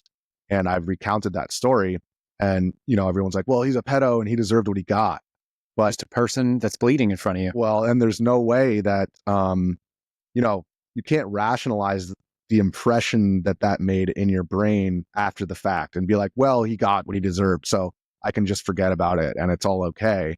And that's like what I try to get across part of my story. And not to mention, if you're a Christian, then you believe that everybody deserves the opportunity to get right with God on their terms, and nobody, no matter who they are, deserve to die in that fashion, like a gutted pig in the middle of a street with a bunch of screaming people around you. So, I think it's like so tidy for people at home. Oh, yep, pedo, deserved what he got. But, the grisliness of the situation. And I saw Rosenbaum come into the ER right after I dropped, I saw Groskowitz come into the ER right after I dropped Rosenbaum on the gurney. And his bicep, it looked like a butcher or a surgeon had like removed his bicep. And it was just like the most bizarre thing I've ever seen in my life. And I was just thinking to myself, what's going on out there? And like, what could even make that happen? Obviously I found out after the fact, but, just to see that in person, it's totally different from viewing it on a Twitter newsfeed. And I think that's like one of the problems that we have with our discourse now is like you open up your Twitter feed, and before you even have your morning coffee, you're seeing some guy fall off a cliff and die, and some guy get punched in the head. And, you get desensitized to it to a point where everybody has become callous when these tragedies take place. I had some advice when I went public with my story. Just remember the man in the arena speech. Have you read that much? No. You familiar with Teddy Roosevelt? Oh, yeah. Famous speech called Man in the Arena. Everybody can give you criticisms. Yeah. Yes, exactly. Yeah. But if they're not out there and they haven't tasted bitter defeat, they haven't had the blood, they haven't had the dirt and the sweat, you don't know how you're going to respond. I mean, I've had the fortune or misfortune of being an emergency medic, so I've seen a lot of the stuff you talk about. I've worked on people dying. I've watched people pass. I've seen gunshot wounds and knives, and that's not very common for most people. Mm-hmm. And they're seeing it in a very sterilized way. They're checking, like you say, they're having a cup of coffee, they're watching on their phone, and somebody's dying or getting stabbed or punched in the face in a street fight, and it's like, he got what he deserved. Yes, and they type and it's easy to type, but it's way different to be able to ride in the back of a Durango, not knowing that guy's story at all. Yeah, exactly. I haven't thought about it because it hadn't really occurred to me to think about it. But humanizing the scenario there, did anybody come out of what happened in Kenosha and did anybody come out of there better off, do you think? No, and I feel a lot of sympathy towards Kyle for being turned into this So not only turned into an absolute villain by the left and being called things like a white supremacist, all because, there were some posts that he had on social media that implied that he supported Donald Trump, which, okay, so if you support Donald Trump, you got to be a white supremacist. But then also on the other side of it, how after the trial, he was propped up into this folk hero by the right. And I think a lot of people who were close to him at the time just kind of used him to get their own access to the limelight. And as a 17, 18-year-old kid, it's really hard to see the bigger picture there. And I feel genuine sadness with the way that I think he was, used as, and I see something similar happening with Daniel Penny, where it's like, not guilty doesn't mean that, this person should be celebrated in a way where, oh, they're a hero. It's like, it's a dumb kid who went out to a riot with a gun and bad things happened, and he performed incredibly well as far as defending himself. And, it's just actually having witnessed it. It's something that never sat well with me. And I feel I've taken a lot of crap for, telling my version of the story, my personal, I'm not saying that that's the end all be all of what happened, but it's a personal lens into what happened. And I've taken a ton of crap. I'm not asking for sympathy. I mean, I knew I was kicking the hornet's nest when I wrote an article saying Kyle Rittenhouse is not a hero. He's also not a white supremacist. But to see the way in which when you say something that is not, part of the approved narrative of this side or that, the way that you get blasted if you're standing in between these two trenches, I think it's like, it really shows you how it is that our media functions right now. Is like, people are more keen on telling their audience what they want to hear rather than, what they really think. I have this little theory about the Rorschach test. I use it a lot about January 6th. If you tell me you know everything about an event, it tells me more about you than it does about the event, usually. Yep, exactly. And January 6th is like, Kenosha is simple compared to what happened on January 6th, because there are just so many moving pieces of the tens of thousands of people, but also, the inauguration tower and the inauguration scaffolding that was set up. And I describe it, I've just finished the second book. I describe it as like, it looked like a siege tower to me, because the cops were holding this line and everybody's climbing in through the scaffolding around the sides. And it made the area completely indefensible for police, not to mention the fact that they were completely overwhelmed numerically. And I've seen abortion marches that I've covered around the Capitol that have higher security than what they had on that day. So my first thought when I got down there, I was running, I had 5 reporters on the ground. I knew there was going to be no internet. So I was running our video. I was streaming Trump's speech from Georgetown, where I was living at the time. And I had 5 reporters on the ground. I couldn't communicate with them. They had no service. But then my wife, girlfriend at the time, she was on the top of Rayburn. She worked in Capitol Hill, which is a house office building adjacent to the Capitol. And I see cops running in opposite directions. And this was at the end of Trump's speech at like 1 p.m. And I was like, uh-oh. So I knew things would probably pop off, but I assumed that law enforcement would be prepared naively. And so I thought that it would happen when, these tens of thousands of people are leaving and they disperse out through the city and the counter protesters catch them, same as happened at the previous 2 Stop the Steals. And that would happen right around dark. So I was planning on leaving at like 3 or 4. But the moment I heard that, I was like, okay, got to go. Bulletproof vest, bulletproof backpack, ballistic helmet, gas mask. And I grabbed my skateboard because I knew I was going to hit traffic and I would be able to go through traffic with my skateboard. So I've now reviewed all this on the surveillance footage. I see myself skateboarding down Independence Avenue, like adjusting my gas mask to fit with the strap of my ballistic helmet. And I arrive on the Western Front right at 2 p.m., right as the clashes are starting. And my first thought was like, why am I better prepared than all these cops? Only a handful of police officers who had gas masks. There were dudes on the MAGA side using pepper spray, and the cops were running away. And if you get pepper sprayed in the eyes, it makes it basically impossible for you to continue to do your job as a police officer. And so dozens of police officers right in front of me were getting pepper sprayed. They're pepper spraying the other side, and everybody's parting. It was like the parting of the seas. And I'm just like on my Sunday stroll with my gas mask, like, yeah, my hand burns a little bit, but all these cops are doubling over crying. And I'm like, that poor bastard. Like, why am I better prepared than him? He hadn't, like, when that guy had his coffee this morning, he did not expect this to happen. But why, based on my own intelligence of just being at the previous two Stop the Steals and being in a lot of these like group chats where I saw the escalation of rhetoric in these Proud Boys groups and in the, like the Rose Twitter, quote unquote, Antifa groups, even though they wouldn't label themselves as that, the escalation of rhetoric between both sides. I was like, I was prepared for whatever was going to happen. And the fact that I was able to go from Georgetown all the way down to the Capitol with all this traffic and show up better prepared than the cops and show up there before significant reinforcements arrived is like completely perplexing to me. And I still don't have the answer to that question. I think that's a good place to take a little break here. Let's take a breather. Let's walk into the Capitol with you after that, or whatever the ensuing battle that took place. But we'll just break real quickly and take a moment to recharge our coffee cups if necessary, and we'll be right back. All right, we're going to take a deep breath here. Maybe you got to go and recharge your Patriot Coolers tumbler. They are the sponsor of today's program at patriotcoolers.com. Again, that promo code Kyle, Kyle, makes it really easy for you to save 10%.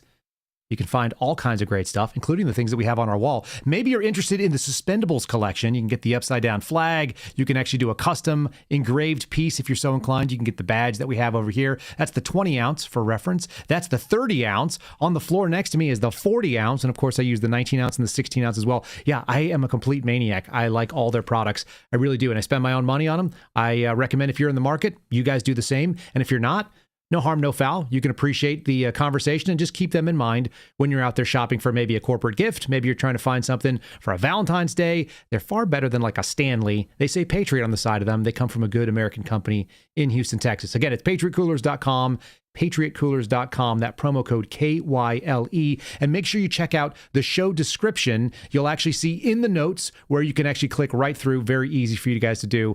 Let's get back into this conversation with Richie McGinnis. Think that we're having a lot of fun. We got some more ground to cover. Here we go. All right, folks, we're going to get right back into it here with Richie McGinnis. We're talking about Gonzo, not journalist, not propaganda, but a man after my own heart, a guy who likes to just share the story as he saw it and acknowledge his own biases, which I think is the most honest way we can cover anything. We were about to get into it and go into the Capitol. I'm actually going to do a little rewind for just a second because you said something that tweaked my interest a minute ago. You mentioned the Cessnas that were over the top of what was happening in Kenosha. I want to know what you know and what you heard in the trial that they discussed about it. Okay, so this is actually an interesting story because I didn't know about the Cessna or the drone that was right over the shooting. That was apparently DHS, but both federal law enforcement. There was a drone and then there was the Cessna. I didn't know about either of those until the trial. So there's the first question of why was that withheld from the public for as long as it was, given how it showed Rosenbaum chasing Rittenhouse and then lunging for the gun. But also the fact that, it showed a lot of my role in the whole thing and all of the stuff, people saying, oh, you're lying about the bullet going past your legs. You're like playing the victim. I didn't ask to be a victim. And I just told the police what I experienced. But the night before the trial, so I was subpoenaed by the prosecution because they wanted to call me as a witness because they knew the defense would either way, and they wanted to have the opportunity to examine me first. So the prosecution called me. I am out of state, so I didn't technically have to honor the subpoena, but obviously, it was essential that I was a key witness in this trial, and the kid's life was hanging in the balance based upon my testimony. So I went, and I actually got Kenosha County to rent me a Ford Mustang. I was like, if I'm going to do this, they're going to put me up in this crappy hotel. I'm at least going to get a cool car. This is very Hunter S. Thompson, by the way. Was it red? No, it was black. It was black. But it was. Did you get a drop top?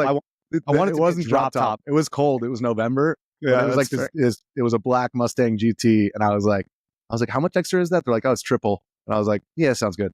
So I still have my check from Kenosha County for the Mustang, but the night before the trial, I went to go to bed. Oh, that's really funny. I got into bed nice and early. I had dinner. So my best friend's dad is a criminal lawyer, and he was advising me through this whole thing of just like, you're a witness, so just be really careful about what you say publicly. And he agreed to go to Kenosha with me, and he was in the courtroom with me. There's a whole backstory there of he was my best friend's dad, and when they got divorced, my dad served as a substitute dad for my best friend when we were growing up. When he was like 13, he spent a lot of time at my house, and after my dad was gone, his dad then served as this paternal figure in the courtroom with me and helping me at the recess. Hey, they're trying to get you to say this and that. But the night before, so I had dinner with him, and was like, I'm going to go to bed. I had a beer with my burger. Okay, I'm going to get some sleep, and I'm going to testify, and it's all going to be fine. I just couldn't sleep. So there's a bar right up the street, and I went across the street to this bar, and I walk in. There's like 30 people, and I'm like all worried. Is anybody going to recognize me? And I sit down and I order a beer, and I just hear Richie, and I'm like, there's this huge dude behind me, and he's like, I talked to you on the phone. I was a investigator for Kyle Rittenhouse, and I thought you were lying about that bullet, but look at this. This is about to come out in court. And he showed me the infrared footage from the thermal footage from the Cessna, and you can see the bullet skip off the ground. And he showed me that the night before the trial, and that actually was this huge moment of relief for me, to the point where I don't even know if he was trying to sauce me up or something, but my last name is McGinnis. So if you're going to offer me a whiskey shot, I'm going to take it. And then if you offer me another one, Irish? I assume it's Irish. Is that? Yeah. Mick and a Guinness. It's pretty Irish. Yeah, your tribe is well known to handle. Maybe he saw my last name and knew it, but I don't know. But actually, it ended up, I think, being the worst decision I ever made, because I was so hungover the next morning that when I was sitting on the stand, I was just much more sedated. And it allowed me to, I think, give much calmer responses, because I was pretty aggravated just by the lines of questioning and the way in which they were trying to manipulate what I said. So yeah, I was hungover on the stand, but I was very relieved that I heard, that this footage was coming out. And when it was released, I was just really angry at all this back and forth that the media had, when there was this evidence that was in the possession of federal law enforcement and apparently handed over to the prosecution in higher resolution than it was handed over to the defense. And I mean, that's the epitome of the weaponization of a justice system right there. And it's totally exculpatory when you look at it. Exactly. And that drone footage is the most exculpatory, because you literally see Rosenbaum sprinting at Kyle, and Kyle with his gun aimed 45 degrees to the ground, just like I told police on the night of. But that was my testimony, and that's the video it's just absolutely incontrovertible, and they left that until the trial. And I mean, the thought that they had that in their possession and still brought the charges that they did just shows you that they were really trying to throw the book at Kyle Rittenhouse for political reasons. And whether that was pressure on the prosecution from higher up, I don't know if we'll ever know, but clearly they decided to throw the book at him by making me a victim, and by basically implying that charging Kyle with murder, when all the evidence that was at hand showed that the guy lunged for his gun. And the thing that I think people don't realize in those situations is he had a gun, and everybody says, oh, but he shot somebody who was unarmed. It's you can go very quickly from armed to unarmed if somebody gets a hold of your gun. Like you saw on other footage from previous riots. Exactly. So it only takes a couple seconds. Yeah. So there's this funny little thing, and I don't know if this is an apocryphal story, if it's real, but I think it's true, because it was described to me by a couple of NYPD detectives. They said they stopped allowing guys to carry ankle holsters because there were these fights that they would get in. The officers would be rolling around, tussling to put somebody into cuffs, and they kept finding scratch wounds all over their ankles. And they're like, what the hell's going on? Why are people fighting our ankles? And it's because that's where holsters were kept to put another gun in the fight.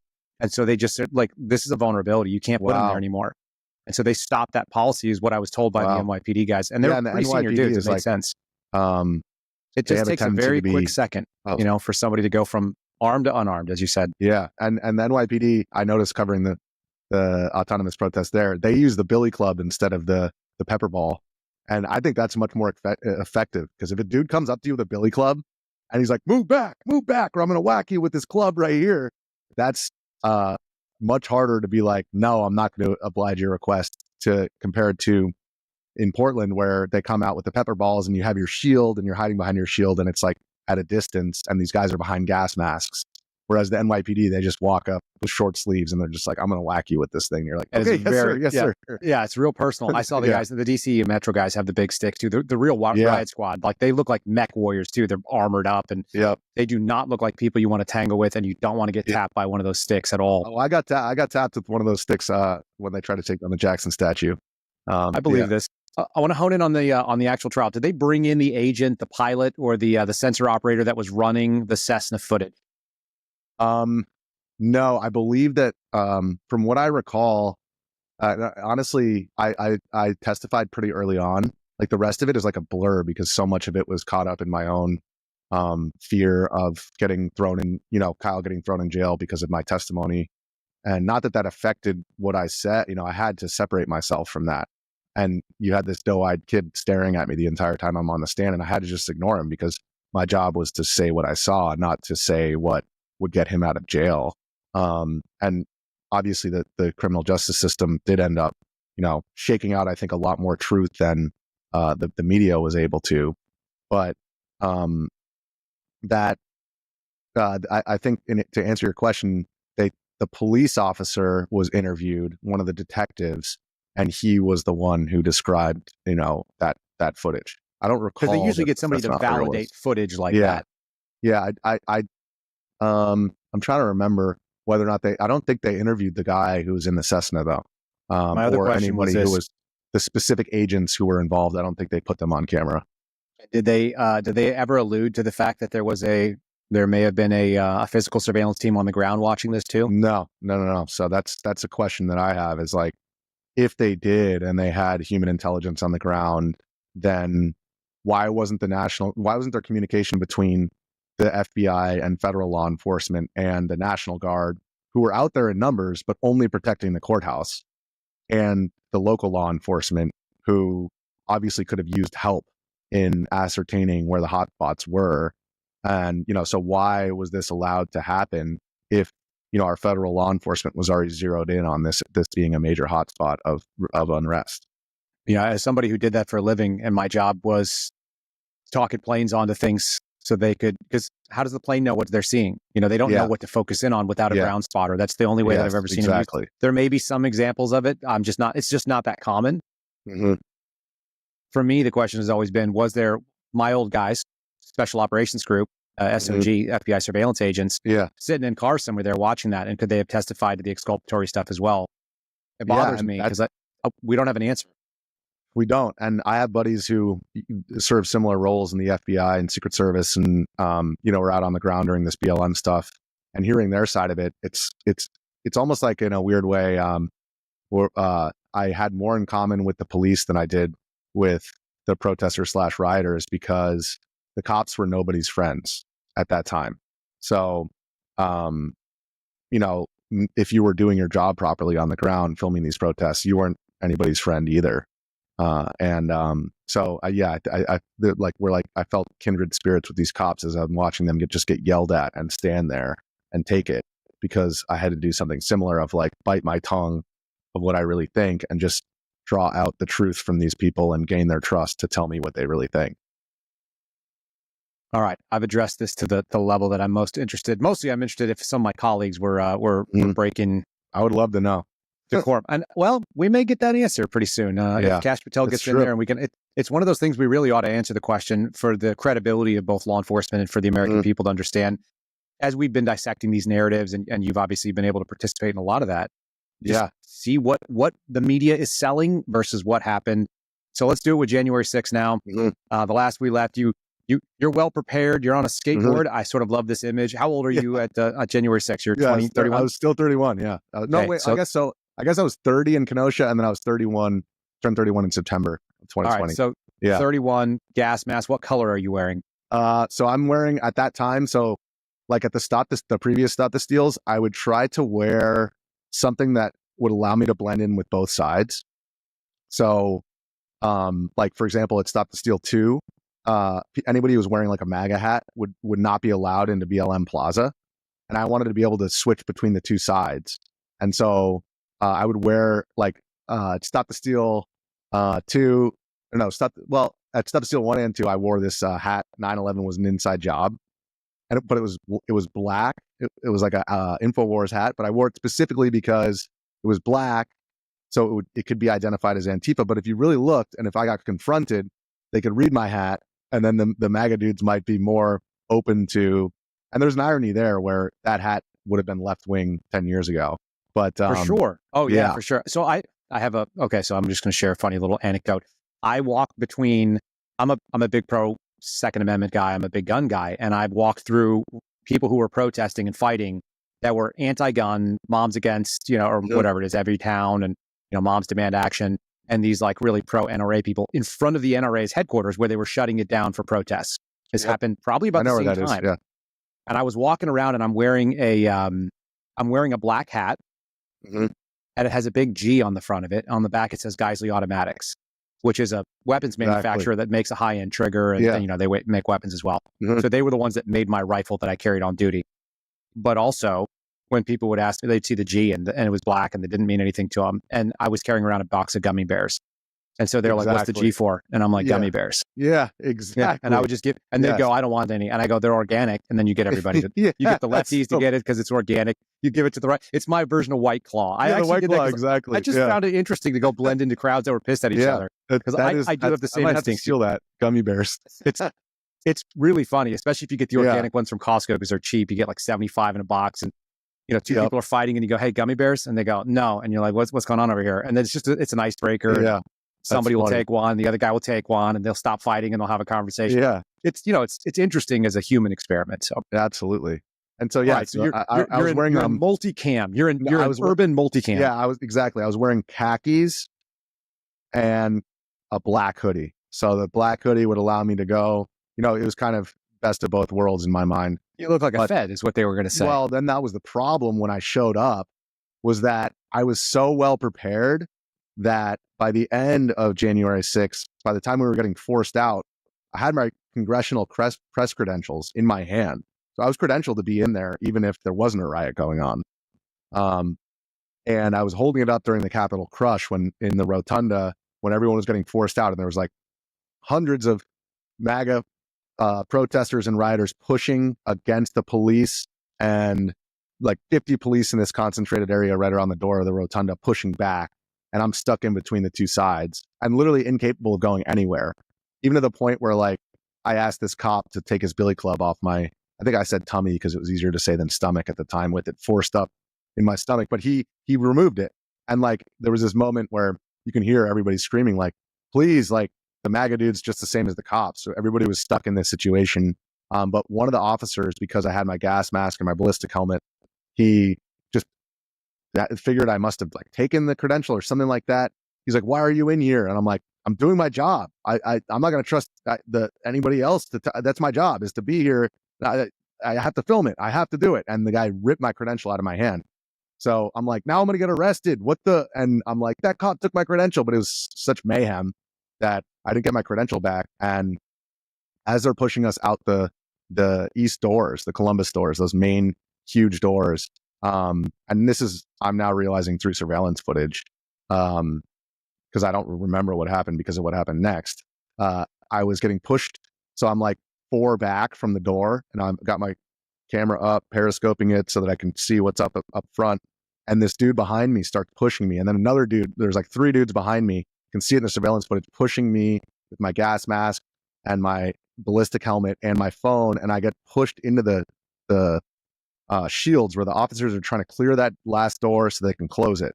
There's like 5 people forcing it propped open, and these guys behind me push me into the shields. And when I hit the shields with my helmet, I'm like, you can see I'm fighting against those dudes trying to like not get pushed into the cops. And my helmet hits, and this officer yanks my helmet. He pulls my gas mask off, and I got hosed down with pepper spray. I fall down on the ground, land on broken glass, and a crowbar. So there's one of those windows of these heavy doors was cracked. I landed on this crowbar. It must have been what was used to crack that window. But you'll see why that's significant in a second. I had the gas mask is like on the side of my face. I can't see. My ballistic helmet is flipped back. It's not a light helmet. It's like choking me. I just unclip it and rip my gas mask off and realize my phone is gone. And in the surveillance footage, you can see me get up and reach in. And I thought it was the cops who slammed the door on my head. or that I got hit or something. I didn't quite remember what happened, but I was seriously concussed. So I don't remember this happening, but I get up and I go like this, phone, like I point down, and I'm asking the cops if it got kicked in. And the moment I stick my head in there, this woman who was getting pepper sprayed by all the different pepper spray as they were trying to clear this door, she's the last one standing holding the door open. She's getting doused, and she just takes the door and slams it to block the pepper spray. And my head was right there. So the door smashes on my head. I fall back down, still don't have my phone, and ended up going to like try to get the pepper spray out of my eyes. My whole body's burning. I actually had the vest on underneath my hoodie, but nothing underneath that. And everything is just covered in pepper spray. I rip everything off. And Megyn Kelly asked Shelby after this, a New York Times took a photograph of me as I walked up to the doors. I was shirtless. And I just wanted my phone. I mean, I was insane. This is the darkest moment of my entire life. I just filmed this crazy thing and lost all the footage. And so I'm apoplectic, and I just tap my finger on the window, that cracked window, and I go, phone, like that. And the New York Times took this photograph where it looks like I'm saying the F word, and my fist is like this. So I'm like that, and it says they called me a rioter who punched a door.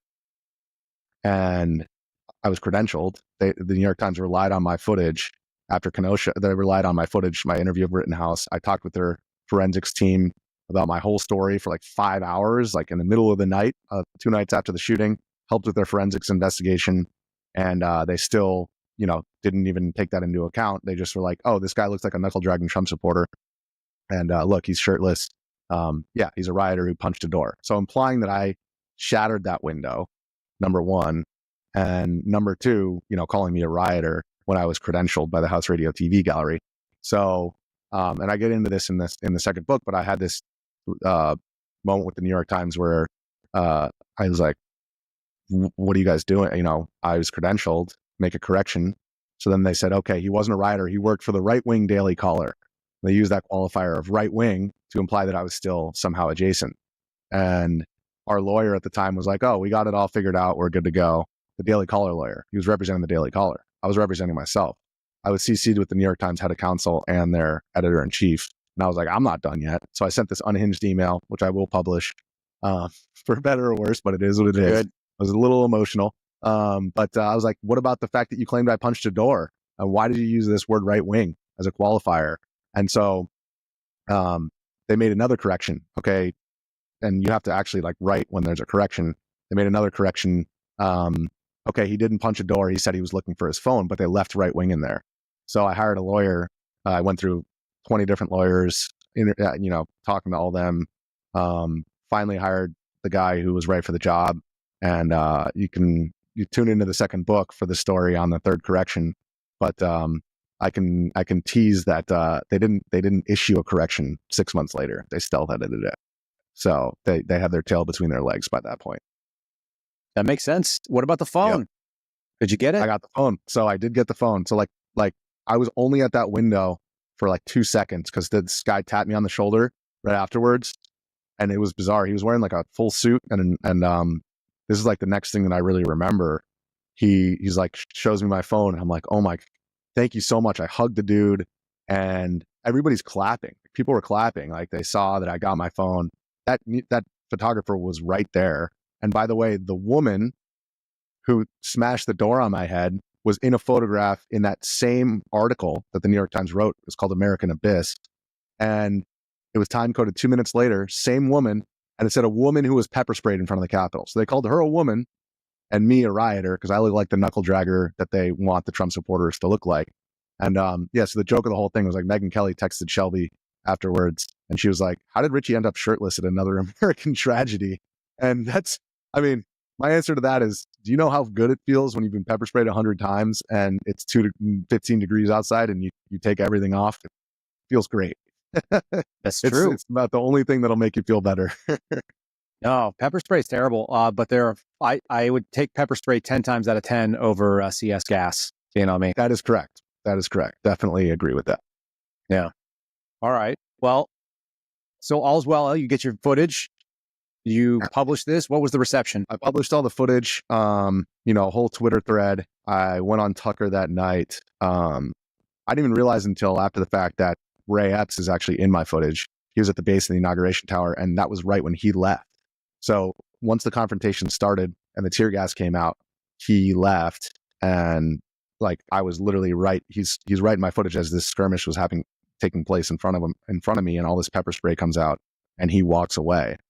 But putting that footage up, the interesting thing was after January 6th, how many of the left-wing companies, news companies, then like HBO, bought the biggest tranche of my footage and did this whole documentary called 4 Hours at the Capitol, which is totally skewed as far as bringing forth the truth, but is the same thing that happened at the BLM stuff. Is like these tiny little segments of my footage are being pulled out to, prove this point or that point.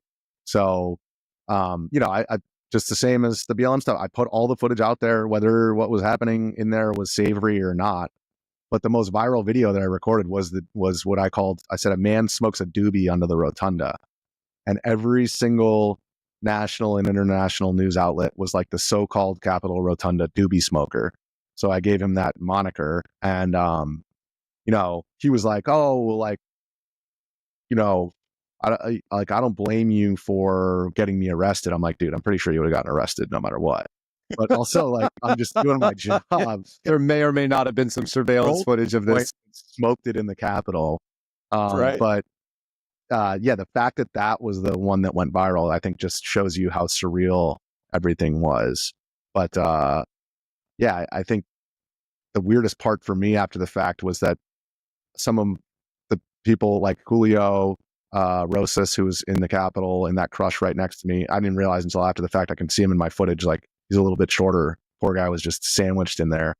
Elijah Schaefer, they got contacted by the feds, but I've had zero contact with the feds. They never reached out to me about, hey, do you have any extraneous footage or anything like that? I mean, I published everything I had, but never even asked me the question. Which why do you think that is?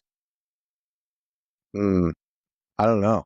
I don't have an answer. I always joke that maybe because I studied Arabic, they think I'm in the company or something. But I have no idea. And for the record, they never would have let me in. There's no chance. Or maybe they would have. You never know. Yeah. I don't know. Honestly, a lot of my friends in Arabic class, they work in the State Department or whatever. I don't know. I honestly couldn't tell you because I didn't go through I just, after studying Arabic, I was like, I'm good on this. Now I get to use it in Ubers, but that's about the extent. Yeah, so there's that. But I don't have an answer to that question. Do you have a unifying view of what you think happened on January 6th, maybe as that led up, and obviously 4 years now, we're looking backwards. What stands out to you? All right, so here's my theory, and this is just a theory, and this is just like my own personal opinion here, but the fact that the security, I mean, there were just a few hundred Capitol police officers charged with protecting that entire campus on a day when they knew there would be hundreds of thousands of people in attendance going from, I mean, it was known ahead of time that they were going from the Ellipse. Trump even said it during the speech, we're going to the Capitol. So they knew where they were going to end up. And so the fact that they had such a small force brings the question of why weren't they better reinforced? I think what potentially happened behind closed doors, and we don't quite have, we've heard that Trump called for National Guard, which I don't dispute, but the fact of the matter is he's the president of the United States, and everyone's like, he asked for the National Guard and they said no. I'm like, dude, I'm pretty sure the president, if they really, really wanted to, could have called out whatever resources they felt were necessary to keep things safe. But I think some people within his own corner who, whatever their intentions were, I don't know, but were like, that's bad optics to have your, such a high security presence with your own people, implying that, you think your people are going to do something bad. So you shouldn't do that. And, obviously the left, Pelosi, who was overseeing the Capitol Police at the time, and Mayor Bowser wouldn't want to call in a high security force because then they would be deemed as, oh, finally, now you're reinforcing things now that there are Trumpers in town, or, why are you calling in these fascist cops? So obviously they had no will and then, oh, well, if things do go bad, then that'd be, it definitely, I was told by publishers when I started the book in 2022 that Trump was never going to make it through the primary. I was told that by conservative publishers too. And because of January 6th and because of, everybody thought that was the nail in the coffin. And I was like, Teflon Don, no way. So I started my own publishing company and published it the way I wanted to do it.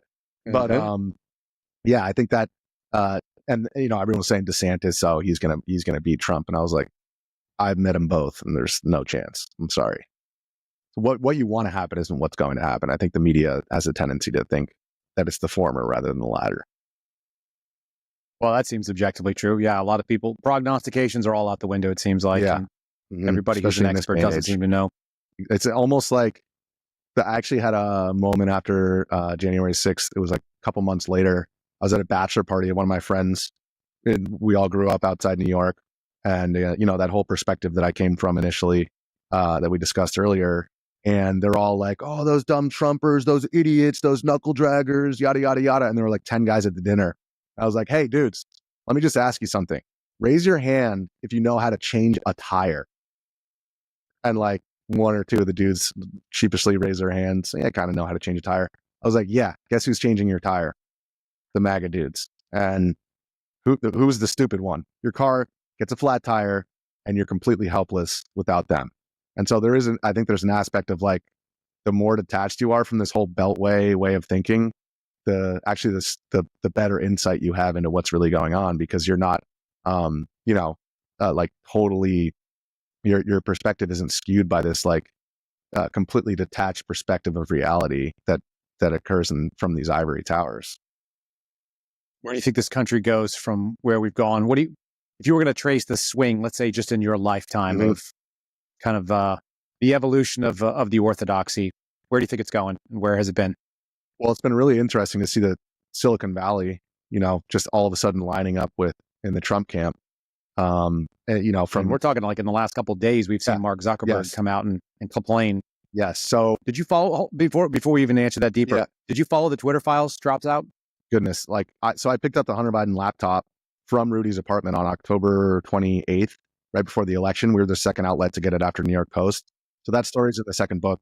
Surreal. I don't even want to give it away. It's such a bizarre moment of just going to Rudy's apartment, literally into a smoke-filled library and picking up this laptop. But I brought the laptop back to DC to our investigative reporter, Andrew Kerr, and he verified the quote unquote smoke and gun email about, 10% for the big man within 24 hours. So within 24 hours, we got the laptop and we verified that those emails were legitimate through not only the metadata, but also people who were recipients of multiple different emails on that chain. And the fact that we were able to verify it within 24 hours and you had whatever it was, 51 intelligence officials sign off on this as Russian disinformation. And New York Post was locked out of their Twitter account for like a month leading up to the election. I follow the Twitter files very closely because I was like, this is just the most incredible example of just government. It's actually fascism when the government and massively. Oh, you're screaming my language. Yeah. I mean, it's like, and so that's the irony of the whole thing is they're pointing their finger, calling Trump a fascist. And yet the entire intelligence agency is doing everything they can to keep him out of office in the days before an election. That sounds like fascism's happening over there. Why is it fascism? What specifically makes it fascism? Can you articulate that? Yeah, it's the coordination of mass industry and the government. Not necessarily nationalizing the government per se as communism would, but this symbiotic relationship between the two. And there's never been a more powerful industry than the Silicon Valley, like the power that they have over the people to shape opinion in the months and days leading up to an election. The fact that the top people at those companies were coordinating with government officials who are unelected bureaucrats in our intelligence agencies is like so disturbing. And what's even more disturbing than that is after the Twitter files came out, the amount of lefties who were like, oh, this is a nothing burger. And it's like, dude, are you kidding me? Like, this is way worse than Watergate. Like, I don't know what way worse could possibly look at that, like, quote unquote, objectively and have anything other than just pure chills go down your spine. I can't believe that they did this. I love everything you just said there. And I probably shouldn't just say it that way, but I do, because actually the accurate definition of fascism is the thing that just escapes so many people. They're talking, they don't understand. let's add some color to this, because I think this was the interesting part. This is what I walked away with from the Twitter files, and I want you to reflect on it as well. In the same way that you gave some color to Rosenbaum, and we talked about Jacob Blake. And these people were human beings. They didn't just exist in a vacuum as a villain. They have a backstory. The backstory is sad.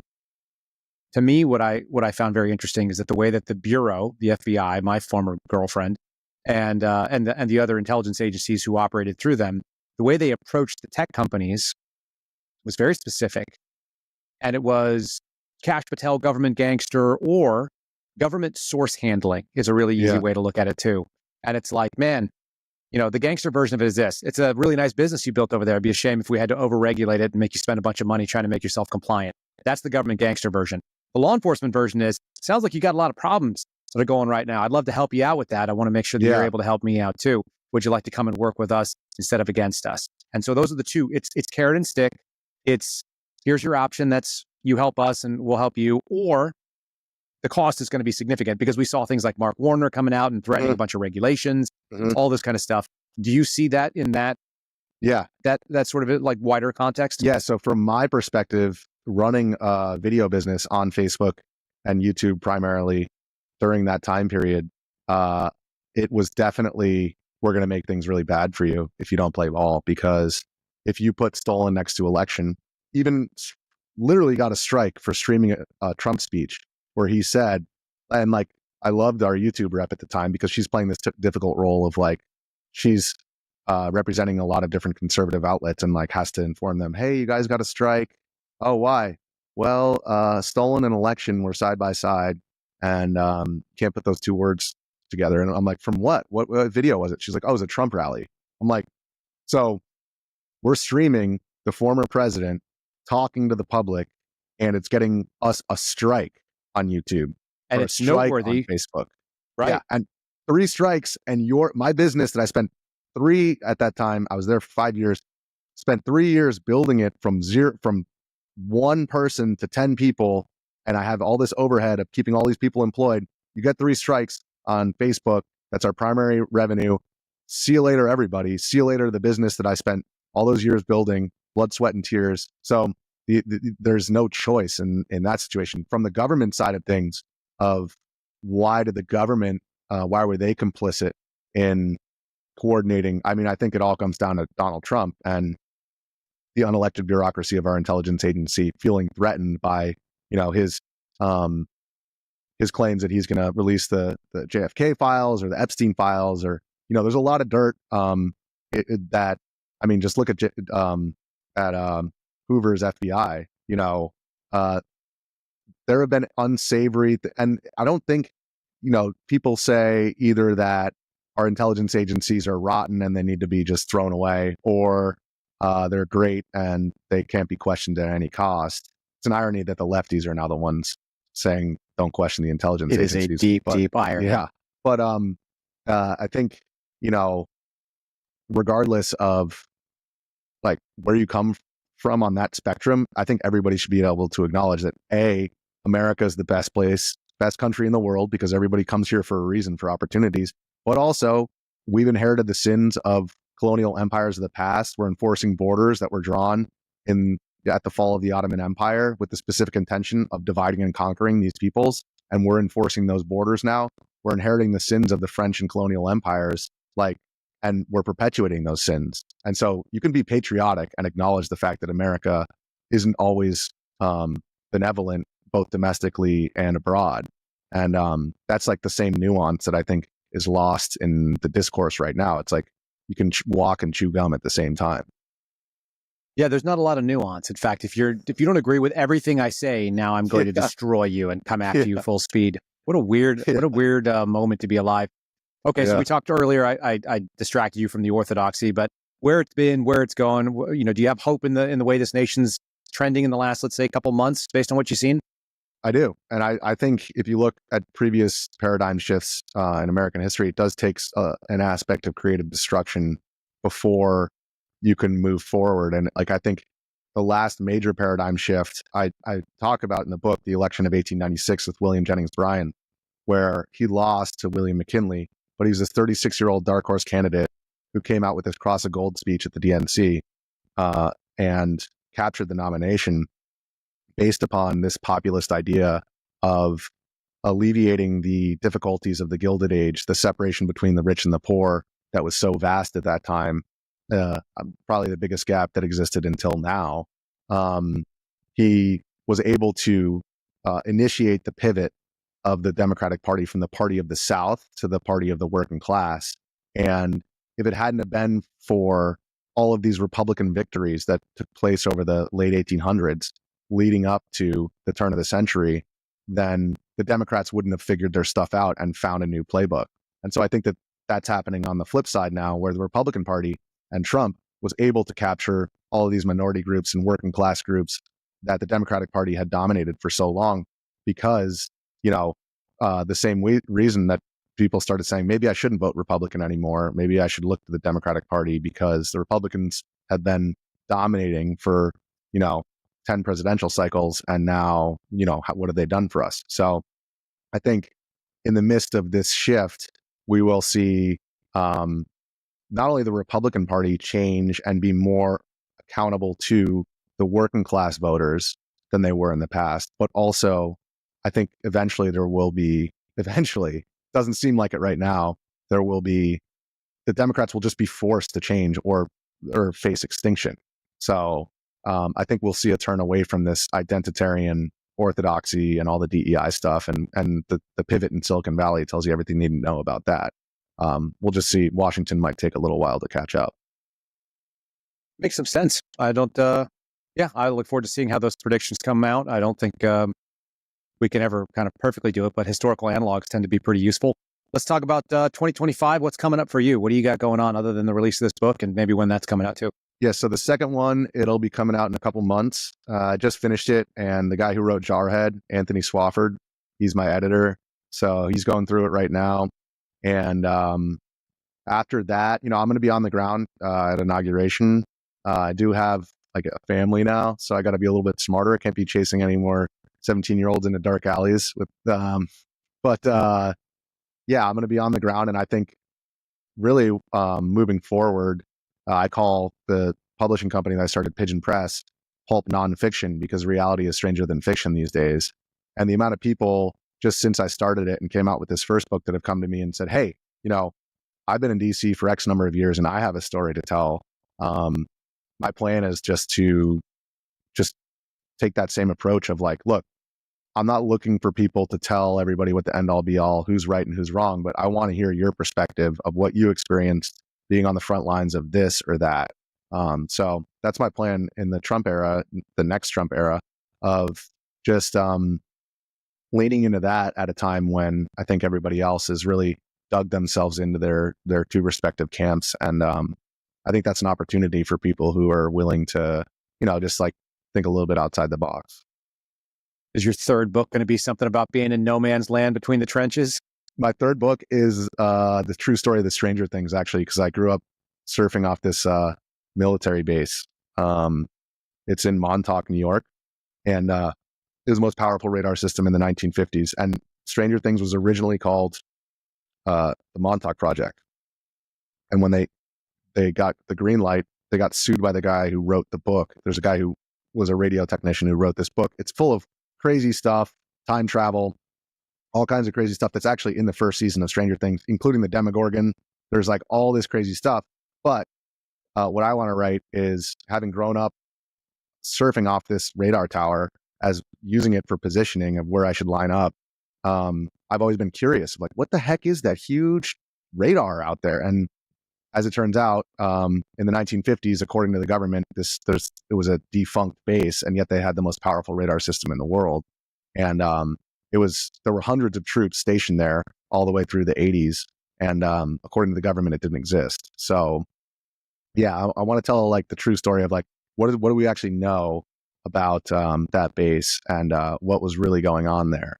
So that's next. That's like a little side project, but I assume that there'll be plenty more opportunities of more stranger than fiction tales over the course of the next 4 years, because it doesn't seem like things are getting any more normal as of right now. No, they don't, do they? And pulp nonfiction, what an interesting genre. Yeah. Mm-hmm. Has anyone else called it that you are aware of? No, I don't know. I just, And the whole concept is this pigeon right here. He looks kind of like my old NBC employer. He looks kind of like the peacock, but the penguin, I talked to Penguin Press. I mean, the penguin and the peacock are these useless birds that are flightless. They like, what do they do? And the pigeon you just attach the message to the leg of the pigeon from the streets and it goes straight to the people with no corporate interference. And that's my real goal, is like to cut the red tape of all these different HR departments saying, oh, this is what you can say and this is what you can't. And I have a couple other projects as well. I have one of Muhammad Ali's trainers from the 70s who, just telling these stories without like, oh, well, race relations were pretty bad back then, so maybe we should like leave that word out. And it's like, no, this is what happened. So here's what it is, and you can decide for yourself. I think, we just assume that our audience needs to be spoon-fed everything they want to hear rather than like just tell it like it is. I'm really glad we had this little chat. I'm really glad you reached out to me, and I'm appreciative that you shared all the story, the pieces of it. I think it's fascinating. I know other people are going to want to follow you, so give them some places where they can come. Other than the Pigeon Press, which I am now a big fan of the Pigeon Press. I like it a lot. He's a little bit fat. He's clearly had some good eating. That is okay. Yeah. Richie McGinnis. So it's RichieMcGinniss at everything. So Instagram, Twitter. I'm not on TikTok. I kind of refuse to do that. We'll see if it gets banned. But so you can follow me on those platforms, and my DMs are open. If you got any submissions, pigeonpress.com as well. Outstanding. We'll put those links down in the show description so folks can find that. Thanks for carving out time today. Really appreciated it. Thanks, Richie. Thanks for having me on, Kyle. Appreciate it. My pleasure. And that is our Sunday conversation with Richie McGinnis. I hope you guys follow him at the locations listed below. You can buy the book on Amazon. I just got a digital copy of it, so I look forward to reading that and getting a little more sense of some of the things he was talking about. What an interesting communicator. Great stories. Totally worth our time, and I hope you guys appreciated it. It's probably one of my favorite interviews we've done. Got to say that. I probably shouldn't have favorites, but I kind of do. Make sure you're following our podcast in all the places that you normally might do so. You can follow us over on Rumble. It's rumble.com/Kyle Seraphin. Make sure you've liked the video and subscribed to the channel. You've notified yourself when they're coming on. You can also follow me on X at Kyle Seraphin. You can do the locals channel thing if you want this a day early. It's kyleseraphin.com. Give us a 5-star review on Apple, and listen and watch on Spotify or iHeartRadio. Thanks for joining us for this Sunday. I hope you have a peaceful and wonderful Sunday. I hope you have a safe weekend, however it wraps up. And you can always join us for the Kyle Seraphin Show. It is 0930 Eastern Time when it goes live, or you can catch the replay. It's 8:30 in Central Time. That's Texas America time right here in Liberty Hill, Texas. Look forward to seeing you guys soon. Have a wonderful weekend. God bless. Thank you for listening to the Kyle Seraphin Show, streamed live weekdays on rumble.com/Kyle Seraphin. Follow Kyle on Twitter, Truth Social, and Instagram at Kyle Seraphin.